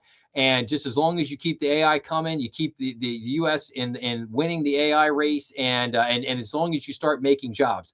The problem is it's not making jobs, it's costing us jobs. The data centers are sucking up an incredible amount of our energy and natural resources, to the point where we are now beginning to see a rebellion against data centers across the country. And now this emergence of Mythos, this basically AI that would have the potential to wreck companies across the country, across the world, but could potentially cause us massive problems by wrecking, say, a bank, a very large bank, say like Bank of America or JP Morgan Chase. That would obviously be a very, very bad thing for our economy, right? So now we've seen this shift. We've seen this shift from, hey, it's wide open, it's the Wild West, go do whatever you want, to now at least we got half the White House going, wait a minute, we need to pump the brakes on this. We need to drastically rethink what we're doing here, and we need to make sure that we're going about this in the right fashion. And wait for it, we probably do need to rein in the tech bros a little bit. We probably do need to rein in a lot of these AI companies and basically begin to start to put some guardrails around this thing, and basically make sure that they're not just running wild doing whatever it is that they want to be doing out there. So now that leads us into this. The American rebellion against AI is gaining steam. Booed commencement speakers, blocked data centers, plummeting poll numbers, fast-growing industry has a faster-growing crisis. Yes, so I would say so. The only thing growing faster than the artificial intelligence industry may be Americans' negative feelings about it, as former Google chief executive Eric Schmidt saw on Friday. Yes, we're going to get into that in just a second.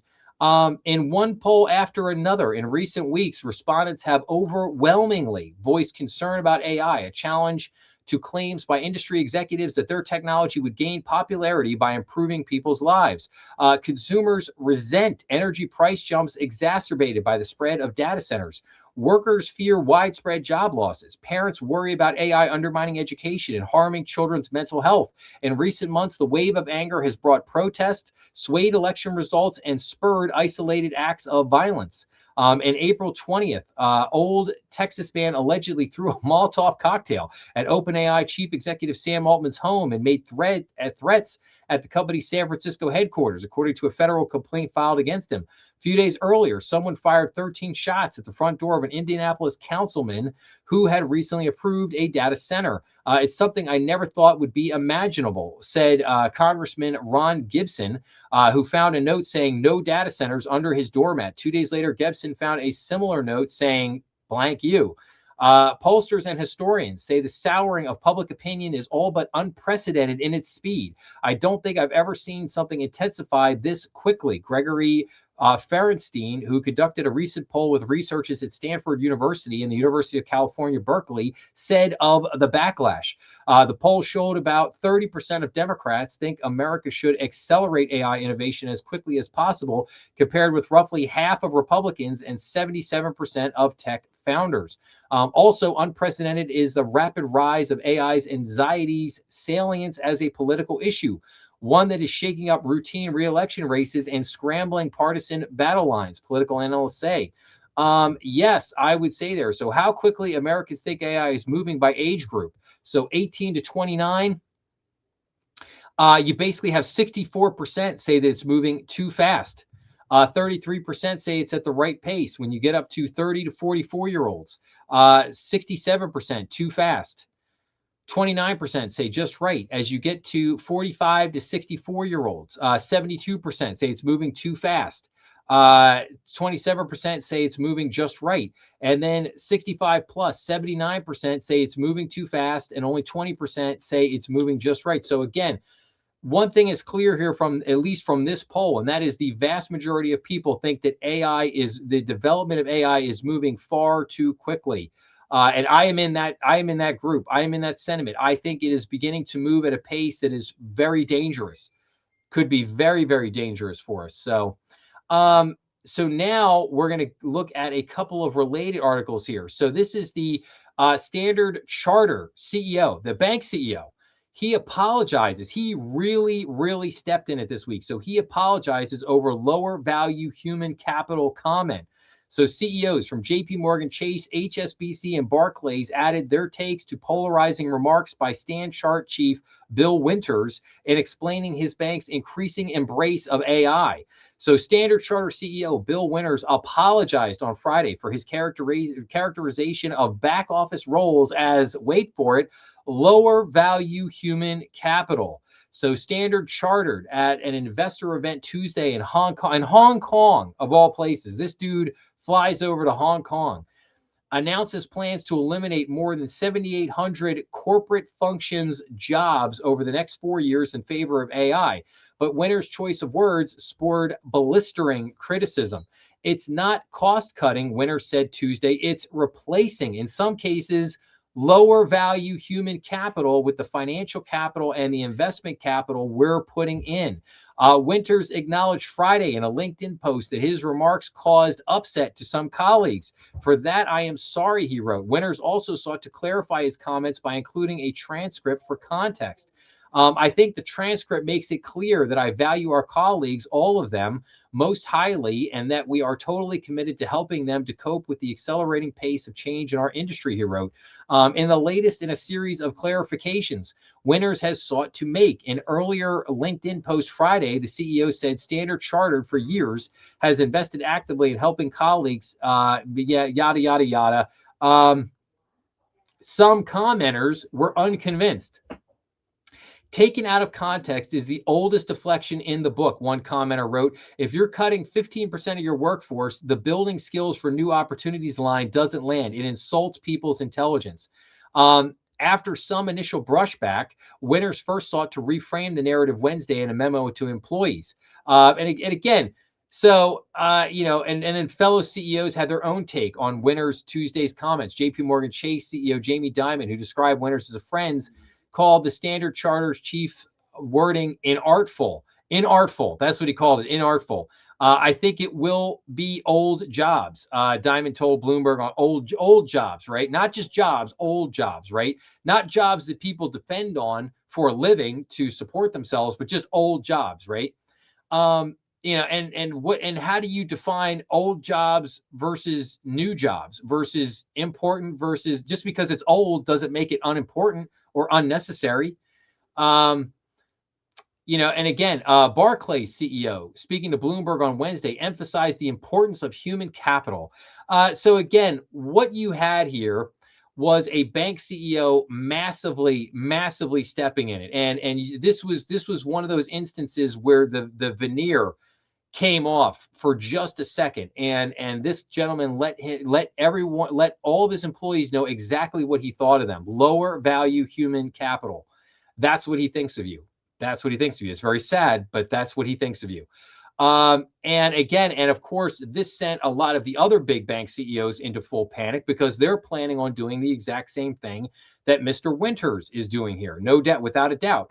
And now they have to, this is obviously a wake-up call for them because they have to manage this. And because employees there know that this is coming. They know this is coming. And they know that these CEOs are going to do it. And they also know that this is what these CEOs think of them.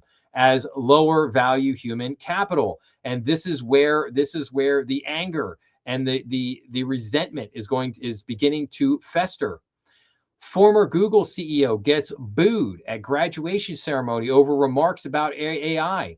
Eric Schmidt told University of Arizona graduates that artificial intelligence would transform the workforce, prompting audible backlash. Yes, I wish I could play the video of this for everybody because it was quite a fascinating moment. Here's Eric Schmidt, billionaire, former CEO of Google. He gets up there to basically starts talking about, AI is going to make everything so wonderful or whatever. And basically he got literally booed off the stage. He couldn't finish his comments. He got, Schmidt, who was head of Internet Giant for a decade, spoke at length to approximately 9,000 students about the rise of the computer and the evolution of technology. The same platforms that gave everyone a voice, like you're using now, also degraded the public square, he said.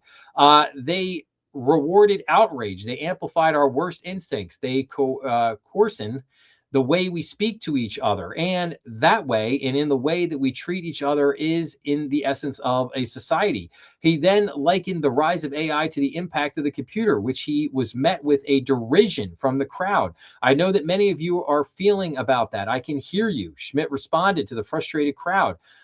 There is a fear. There is a fear in your generation that the future has already been written, that the machines are coming, that the jobs are evaporating, that the climate is breaking, that politics is fractured, and that you are inheriting a mess that you did not create. And I understand that fear. It's rational. He encouraged students to find a way to say yes to artificial intelligence, saying that it was a rocket ship that would change the world and make him fabulously wealthy. Okay, that's the part that these guys always leave out, the fact that they're already insanely wealthy, but they want to be more insanely wealthy.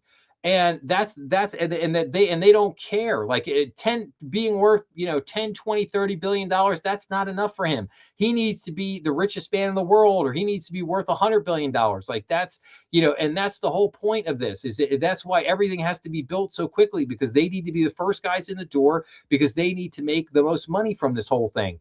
And this is where the anger is bubbling up here, without a doubt.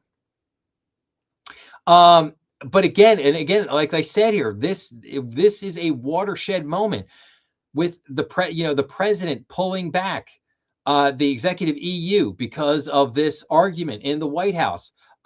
Eric Schmidt being booed off the stage here at the graduation ceremony in Arizona. The Standard Charter CEO Bill Winters completely stepping in it with his lower value human capital comments. This is what's going on here. Now we get to did I skip it? No, did not skip over that. So now we get into data centers power economic growth, but Americans hate them. Americans hate them. Surveys show the public opposes data centers, especially when they're built nearby. Worker displacement, rising energy prices, and environmental concern are among the factors driving opposition, no doubt.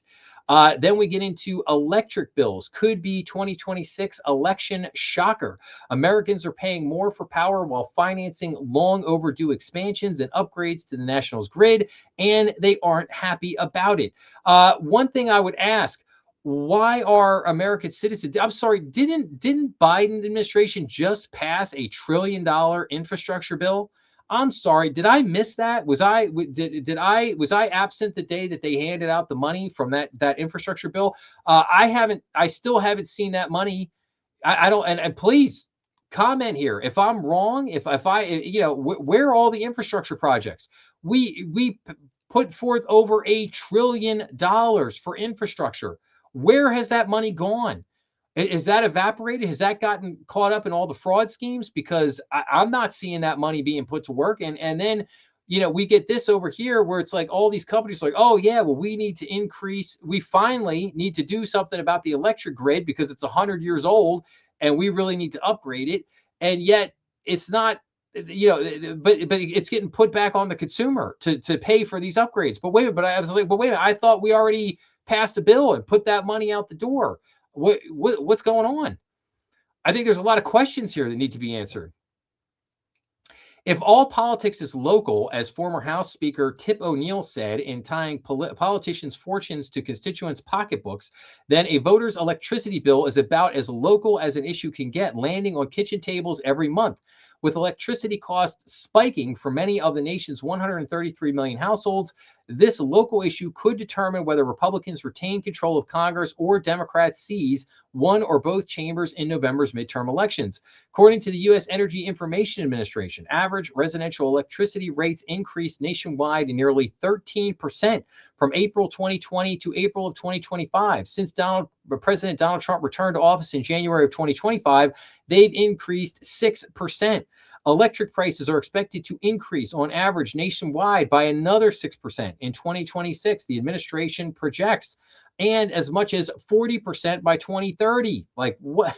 Like what is going on here, man? What is going on here?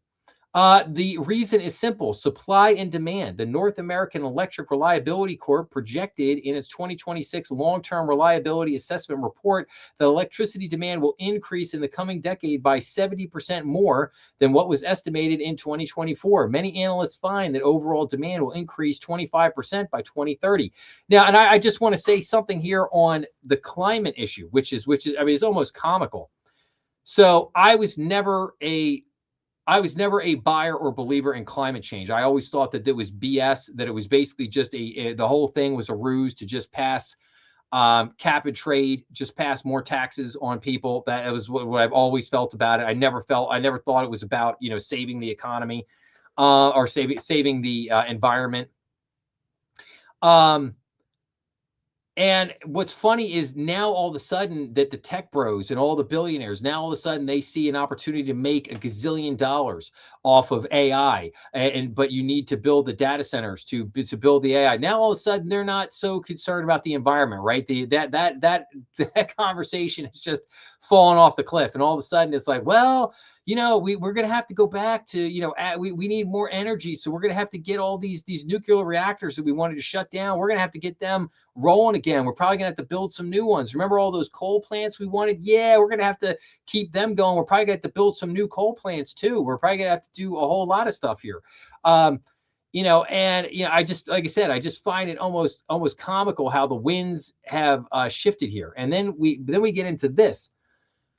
With 4,900 AI data centers, there's likely one coming to your neighborhood. So opposition to massive data centers is growing. Last year, 152 billion worth of data center construction was blocked. So, and look at this chart here. We have operational, under construction, planned, canceled, land banked, and then uncertain. So just look at this. Look at the number of data centers we have in the United States. We have over 3,100 data centers in the US right now. So as artificial intelligence continues to permeate everyday life, the data centers needed to support the burgeoning technology are popping up across America, many close to residential areas. More than 1/3 of Americans now live within a few miles of at least one data center.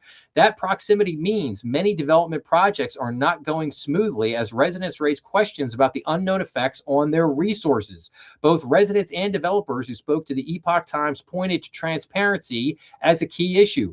The developers also said they are working to address residents' concerns at the planning stage, adding safeguards to reduce water and energy requirements. Meanwhile, grassroots opposition to data centers is gaining momentum going into the 2026 election.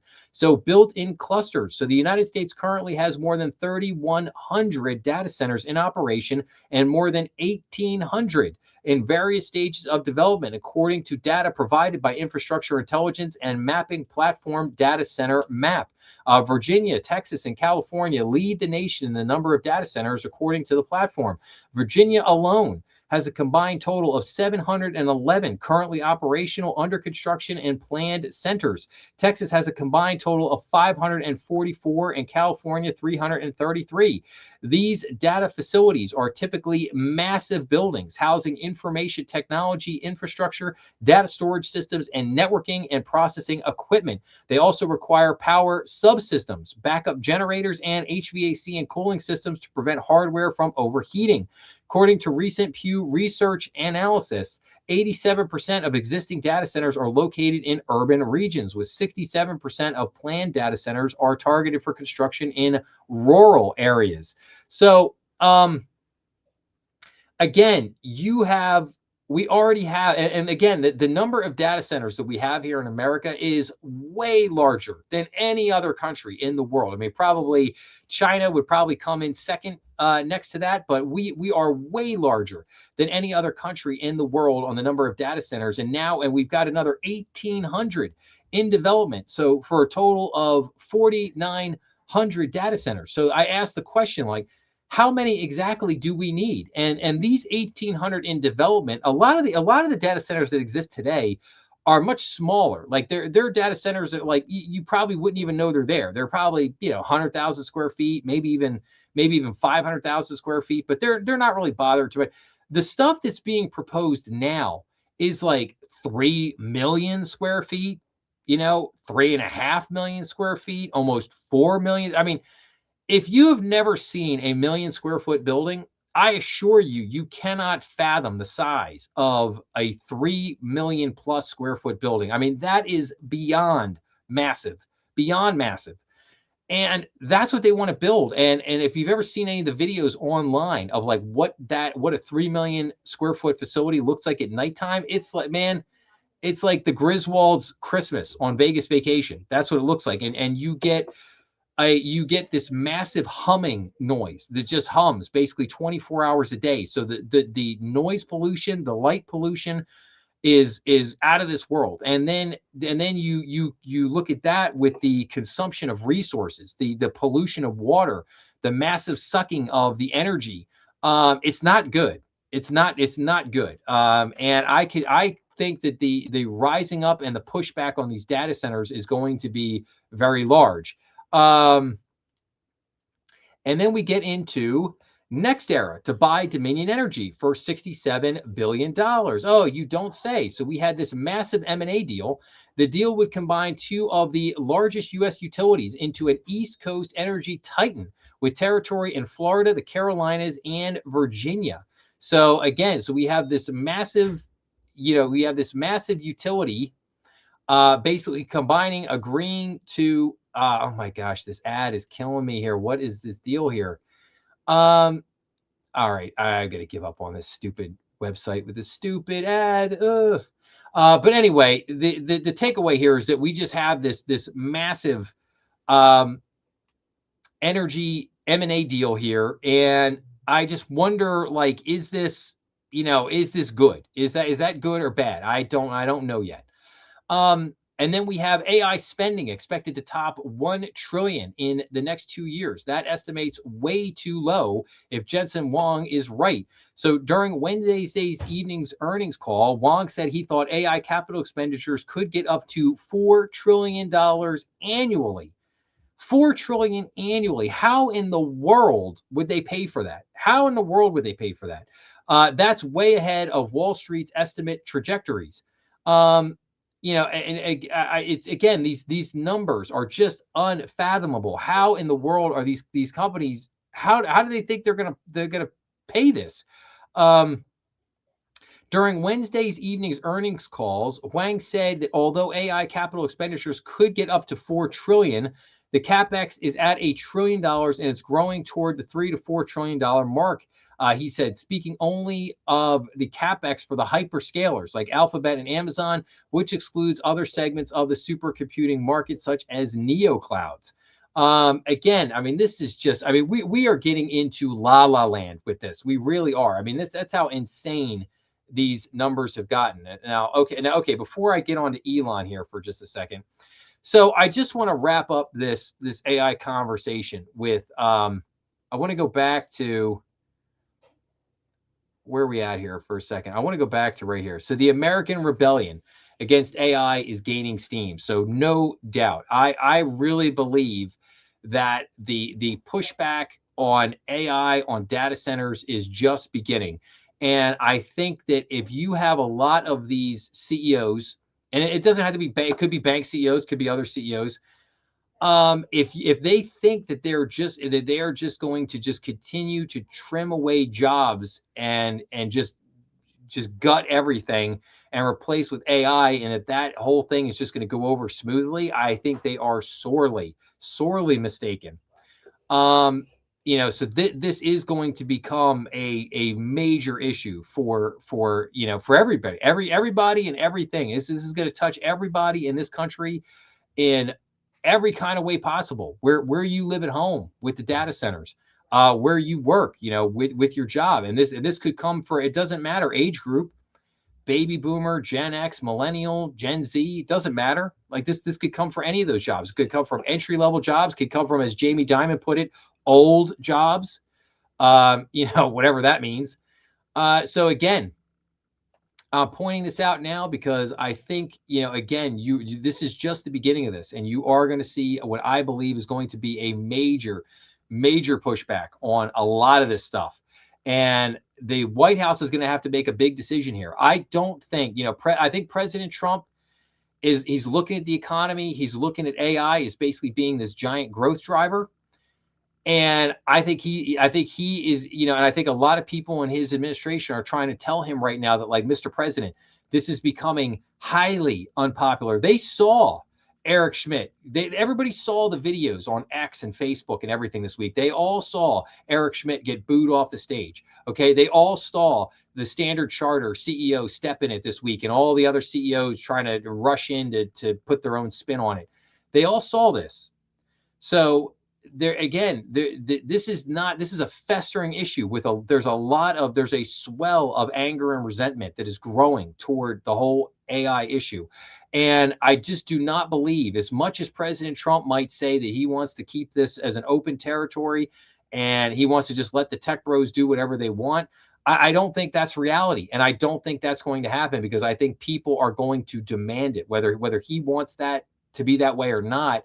I believe that that's the direction that this is going to head in. So, but we shall see. So, all right, on to Elon Musk and everything for a second here. So, what happened this week with the trial with Elon Musk? Well, the jury ended up ruling against Elon Musk in his lawsuit against OpenAI. Now, interesting things out of this. Okay, first off, what they ruled in the lawsuit was that basically he basically said that he waited too long to file his lawsuit. And that was it. They didn't say it was outside of the statute of limitations. They did not say that that his case was not proved, that he was not right or he was wrong or whatever. They didn't say any of that. They wormed their way out of this basically by saying, "Oh, hey, the statute of limitations had ran out. Too bad, so sad. This is all over." And of course, OpenAI was ecstatic with this, and they were ready to run home and celebrate, because now this kind of clears the way for them to do their IPO, but not so fast. So then we get to this: the art of the war, Elon Musk edition: how to lose a lawsuit and still claim victory. Sam Altman's high-profile courtroom win comes at a cost for the OpenAI CEO. Well, Elon won. Well, technically he didn't. A jury on Monday sided with Sam Altman and OpenAI. No, actually, the jury did not side with them. Like I said, they just said that the statute of limitations had run out. They did not side with Sam Altman. The time had run out for Elon Musk to bring his stole a charity claim against his former AI lab partner turned corporate rival, and the case was dismissed. I'm not saying Altman won on a technicality, though Musk's side must have you believe that. Rather, Musk won in the court of public opinion. He used his incredibly powerful megaphone to question the integrity of a rival with whom he is locked in fierce competition for investors, talent, and customers during a historic tech boom. The bitter taste of the scam Altman moniker is going to linger, no matter how exciting the court victory was. Call it the art of the war, Elon Musk edition. Musk won on day one of the trial 3 weeks ago, even as a prospective juror called him a world-class jerk. Even as the betting markets and law professors said he had little chance of being victorious. It was a long shot in the courtroom. It was a great case on Musk's social media platform X, where so many individual investors and AI recruits keep score these days. These are the hearts and minds Musk needs when SpaceX, which now has an AI business, goes public, likely next month. Plus, in the real world, Musk's life has largely been about taking improbable bets. So again, Sam Altman, Sam Altman, yeah, his reputation has definitely taken a blow because again, I think that everybody's looking at this now and they're looking at Sam Altman and they're basically saying that all of his past deeds are basically coming home to roost. And it basically, he is a gentleman of very questionable character. I think that is no doubt true. So you have to ask the question then, did Elon really lose? Maybe he did, maybe he didn't. Now, let's talk about the IPOs for just a second here. So Musk takes the SpaceX public in massive IPO filing. Elon Musk is taking SpaceX public, filing paperwork for initial public offering that would put the company on the stock market. So Elon Musk is taking SpaceX public, filing paperwork for initial public offering that would put one of the world's most valuable private companies on the stock market. The May 20th filing with the U.S. Securities and Exchange Commission says SpaceX plans to trade under the ticker SPCX on NASDAQ, and Musk is expecting to retain control through special voting shares. SpaceX reported $18.6 billion in revenue, but also acknowledged significant operating losses as it poured billions into artificial intelligence infrastructure. Let's see here. What I want to just get down. So basically, this IPO is going to happen in June. Goldman Sachs got the nod. They're going to be the one that's going to take the lead on putting the IPO out there. And basically, it's going to be massive. It is going to be the biggest IPO of all time for sure. And it's going to be great to watch. Now, and then we go to OpenAI is preparing to file for an IPO very soon. So the artificial intelligence giant is working with bankers at Goldman Sachs and Morgan Stanley. So ChatGPT maker OpenAI has been working with bankers to prepare to file for initial public offering in the coming days or weeks. According to people familiar with the matter, bankers at firms including Goldman Sachs and Morgan Stanley have been helping the artificial intelligence giant on a draft IPO prospectus. It plans to file confidentially with regulators soon, possibly as early as Friday. Some of the people said the goal is for OpenAI to be ready to go public as early as September. Some of the people said the plans remain fluid and could still change, they cautioned. Sam, Greg Brockman and crew over at OpenAI, they cannot get this thing faster because this has been their desire from day one. They wanted the vehicle that was going to make them all billionaires. It was going to make them fabulously wealthy, and this is the vehicle, the IPO. But first, they had to try to turn OpenAI into this quasi-private organization, which they succeeded in. They had to get past this court battle with Elon, which they did, and now they are clear and open to do the IPO and turn themselves all into billionaires, which has been their goal from day one. They looted a charity. They looted a nonprofit. I want to say charity. They looted a nonprofit to basically make themselves billionaires. Isn't that wonderful? Very redeeming human beings. And they couldn't go out and do it on their own. They had to use, Elon and Google and Microsoft. They had to siphon off all these other companies to make their dreams come true. This is interesting. So, but all right. We'll keep an eye on all that IPO action, and I'll get back to everybody here. So now, just a couple more things here before we get out of here today. So Jeff Bezos, he went on to CNBC and he did this long-ranging interview, and I just wanted to touch on a couple of these things here. So, and this is almost comical. Bezos brushes off concerns about any AI bubble. You shouldn't worry about it. Of course. Yeah, of course. You and I, we should not worry about that at all because, hey, leave that to the more important people to worry about that, right? I mean, dude, I cannot believe how, you talk about pompous and out of touch. And then, Bezos says 2-3 year timeline for space data centers is a little ambitious. Yeah, okay, I guess you could say that. And then he got on the whole tax issue with, Jeff Bezos says that the bottom half of earners should pay zero in income tax. They basically already pay almost zero in income tax, dude. Like they get tax refunds, as a matter of fact.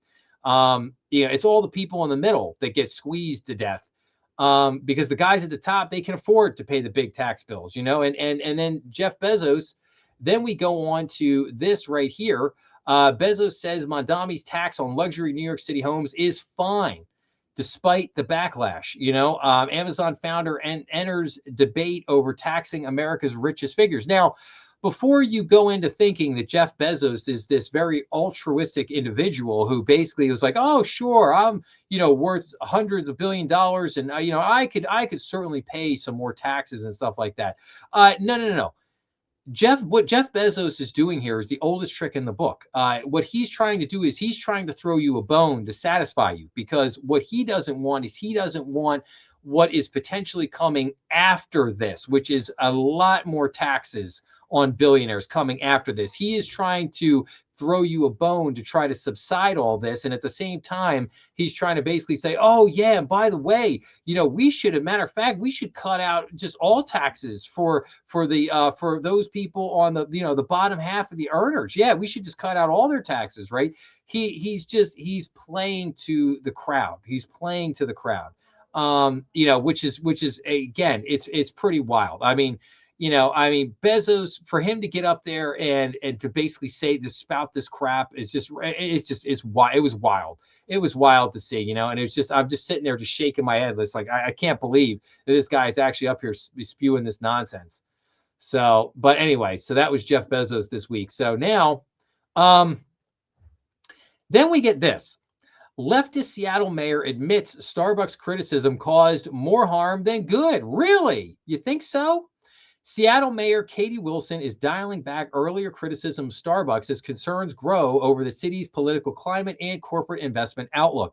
So the city of Seattle is in a tailspin because they have a moron like this running your city, who basically has zero understanding of business, zero understanding of she has no understanding of how anything works. And it's evident if you just listen to her speak for 5 seconds.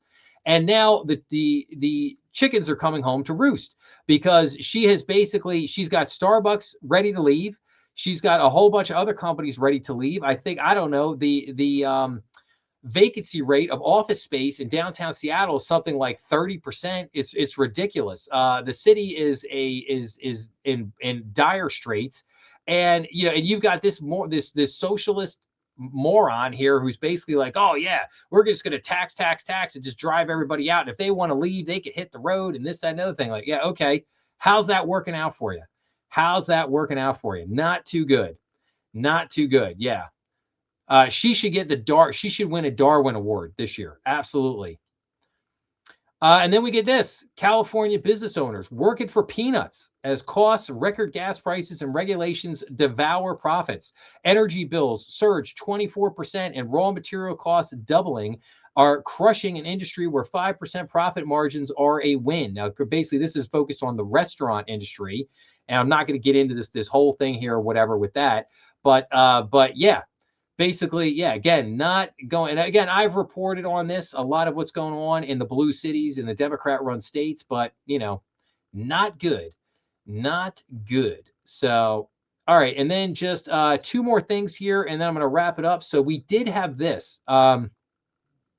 flurry of suspicious oil trades worth $800 million triggers regulatory probe. So officials are parsing records of trades made before a Trump social media post. So now the prediction markets are getting drawn into this over basically trades that have been made over, wartime bets, oil bets, energy bets, a lot of stuff, these very particularly well-timed trades.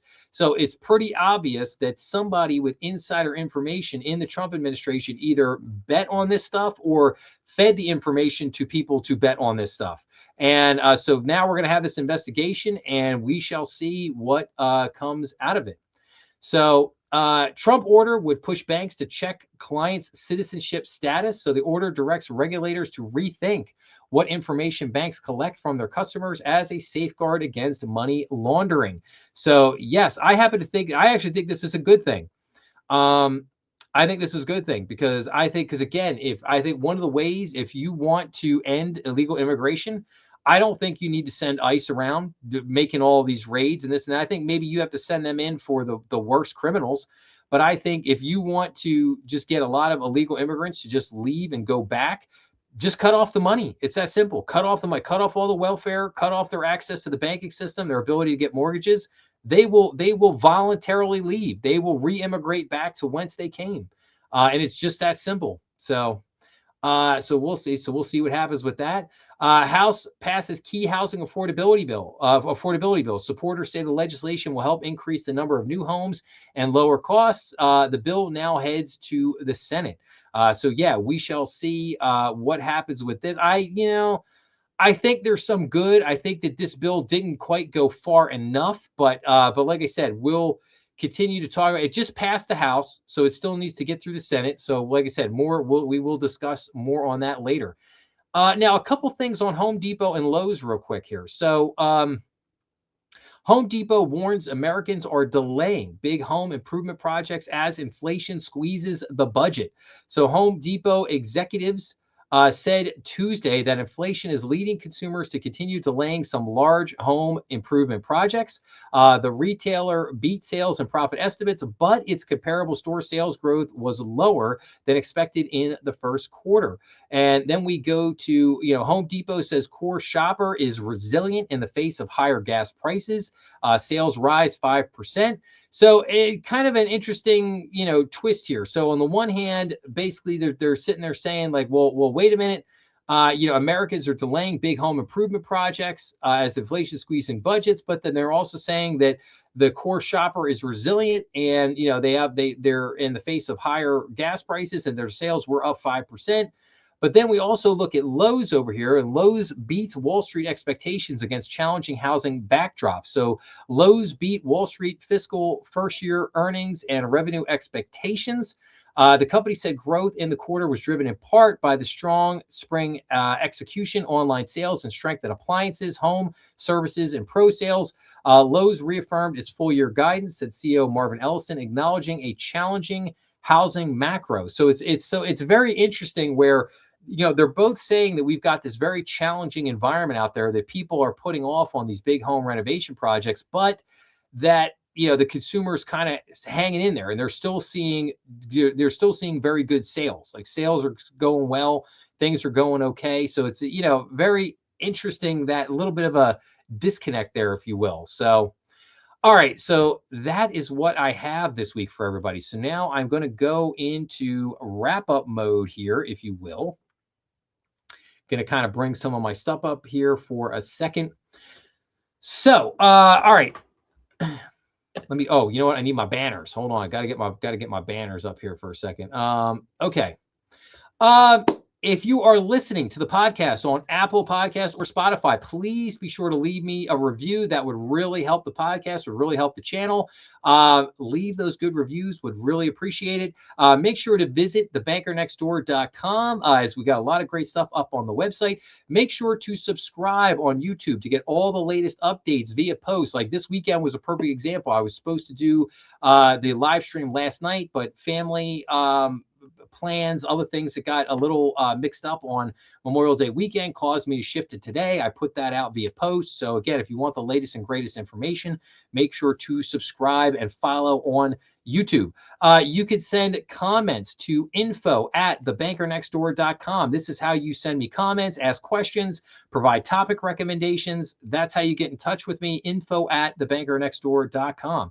You can also follow me. I am up on Getter, X, and Truth Social. I will say I spend the most of my time on X, but that's where you can follow me. And remember, BND is on YouTube, Rumble, and all major podcast platforms. New episodes come out weekly, every Monday through Friday at noon. And the BND Strategy Room live stream is almost every Saturday night at 8 o'clock on YouTube. So that's what we got for that. So now let's go to our story of the week.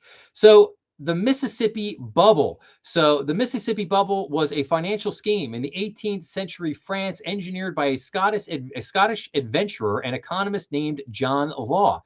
In 1716, Law established the Banque Générale, a bank with the authority to issue notes, and a year later he established the Compagnie d'Occident. My French is lacking these days. And that means Company of the West, and obtained exclusive privileges through his pal, the Duke of Orleans, to develop the Mississippi River valleys of North America and take over the slave trade in that region. The French government and speculators throughout Europe bought shares in the company and bid it up 1900%. Before investors ran the other way and debt piled up, a major stock market collapse ensued in 1720 throughout the region, and the Mississippi bubble will always be associated with it. So yes, John Law, quite the fascinating character. I did a book review on a biography of John Law. If you want to go check that out here on the channel. I think John Law was a fascinating character in the world of finance. Has a very entertaining background. He was a massive gambler. He killed a guy in a fight, got kicked out of England, kicked out of London, which caused him to go to France. He lived a fascinating lifestyle. So if you want to go check that out. But the Mississippi bubble, one of the great, I think, bubbles in the history of the world. I think you also think about like the South Sea Company bubble, tulipomania. I'll talk about some of those things in the coming weeks. But yes, the Mississippi bubble, just one of the great economic bubbles of all time, and something that hopefully we can all learn from in terms of manias and panics. So, okay. And then finally, my quote of the week. So given that this is Memorial Day weekend, and we are paying tribute to our veterans out there and those that gave their lives in defense of the country, I wanted to read something from Thomas Paine. This is from his writings known as Common Sense, which and this is mainly known as the Summer Soldier and the Sunshine Patriot quote, if you will. And this was from Thomas Paine, and this was written on December 23rd, 1776, and it goes like this.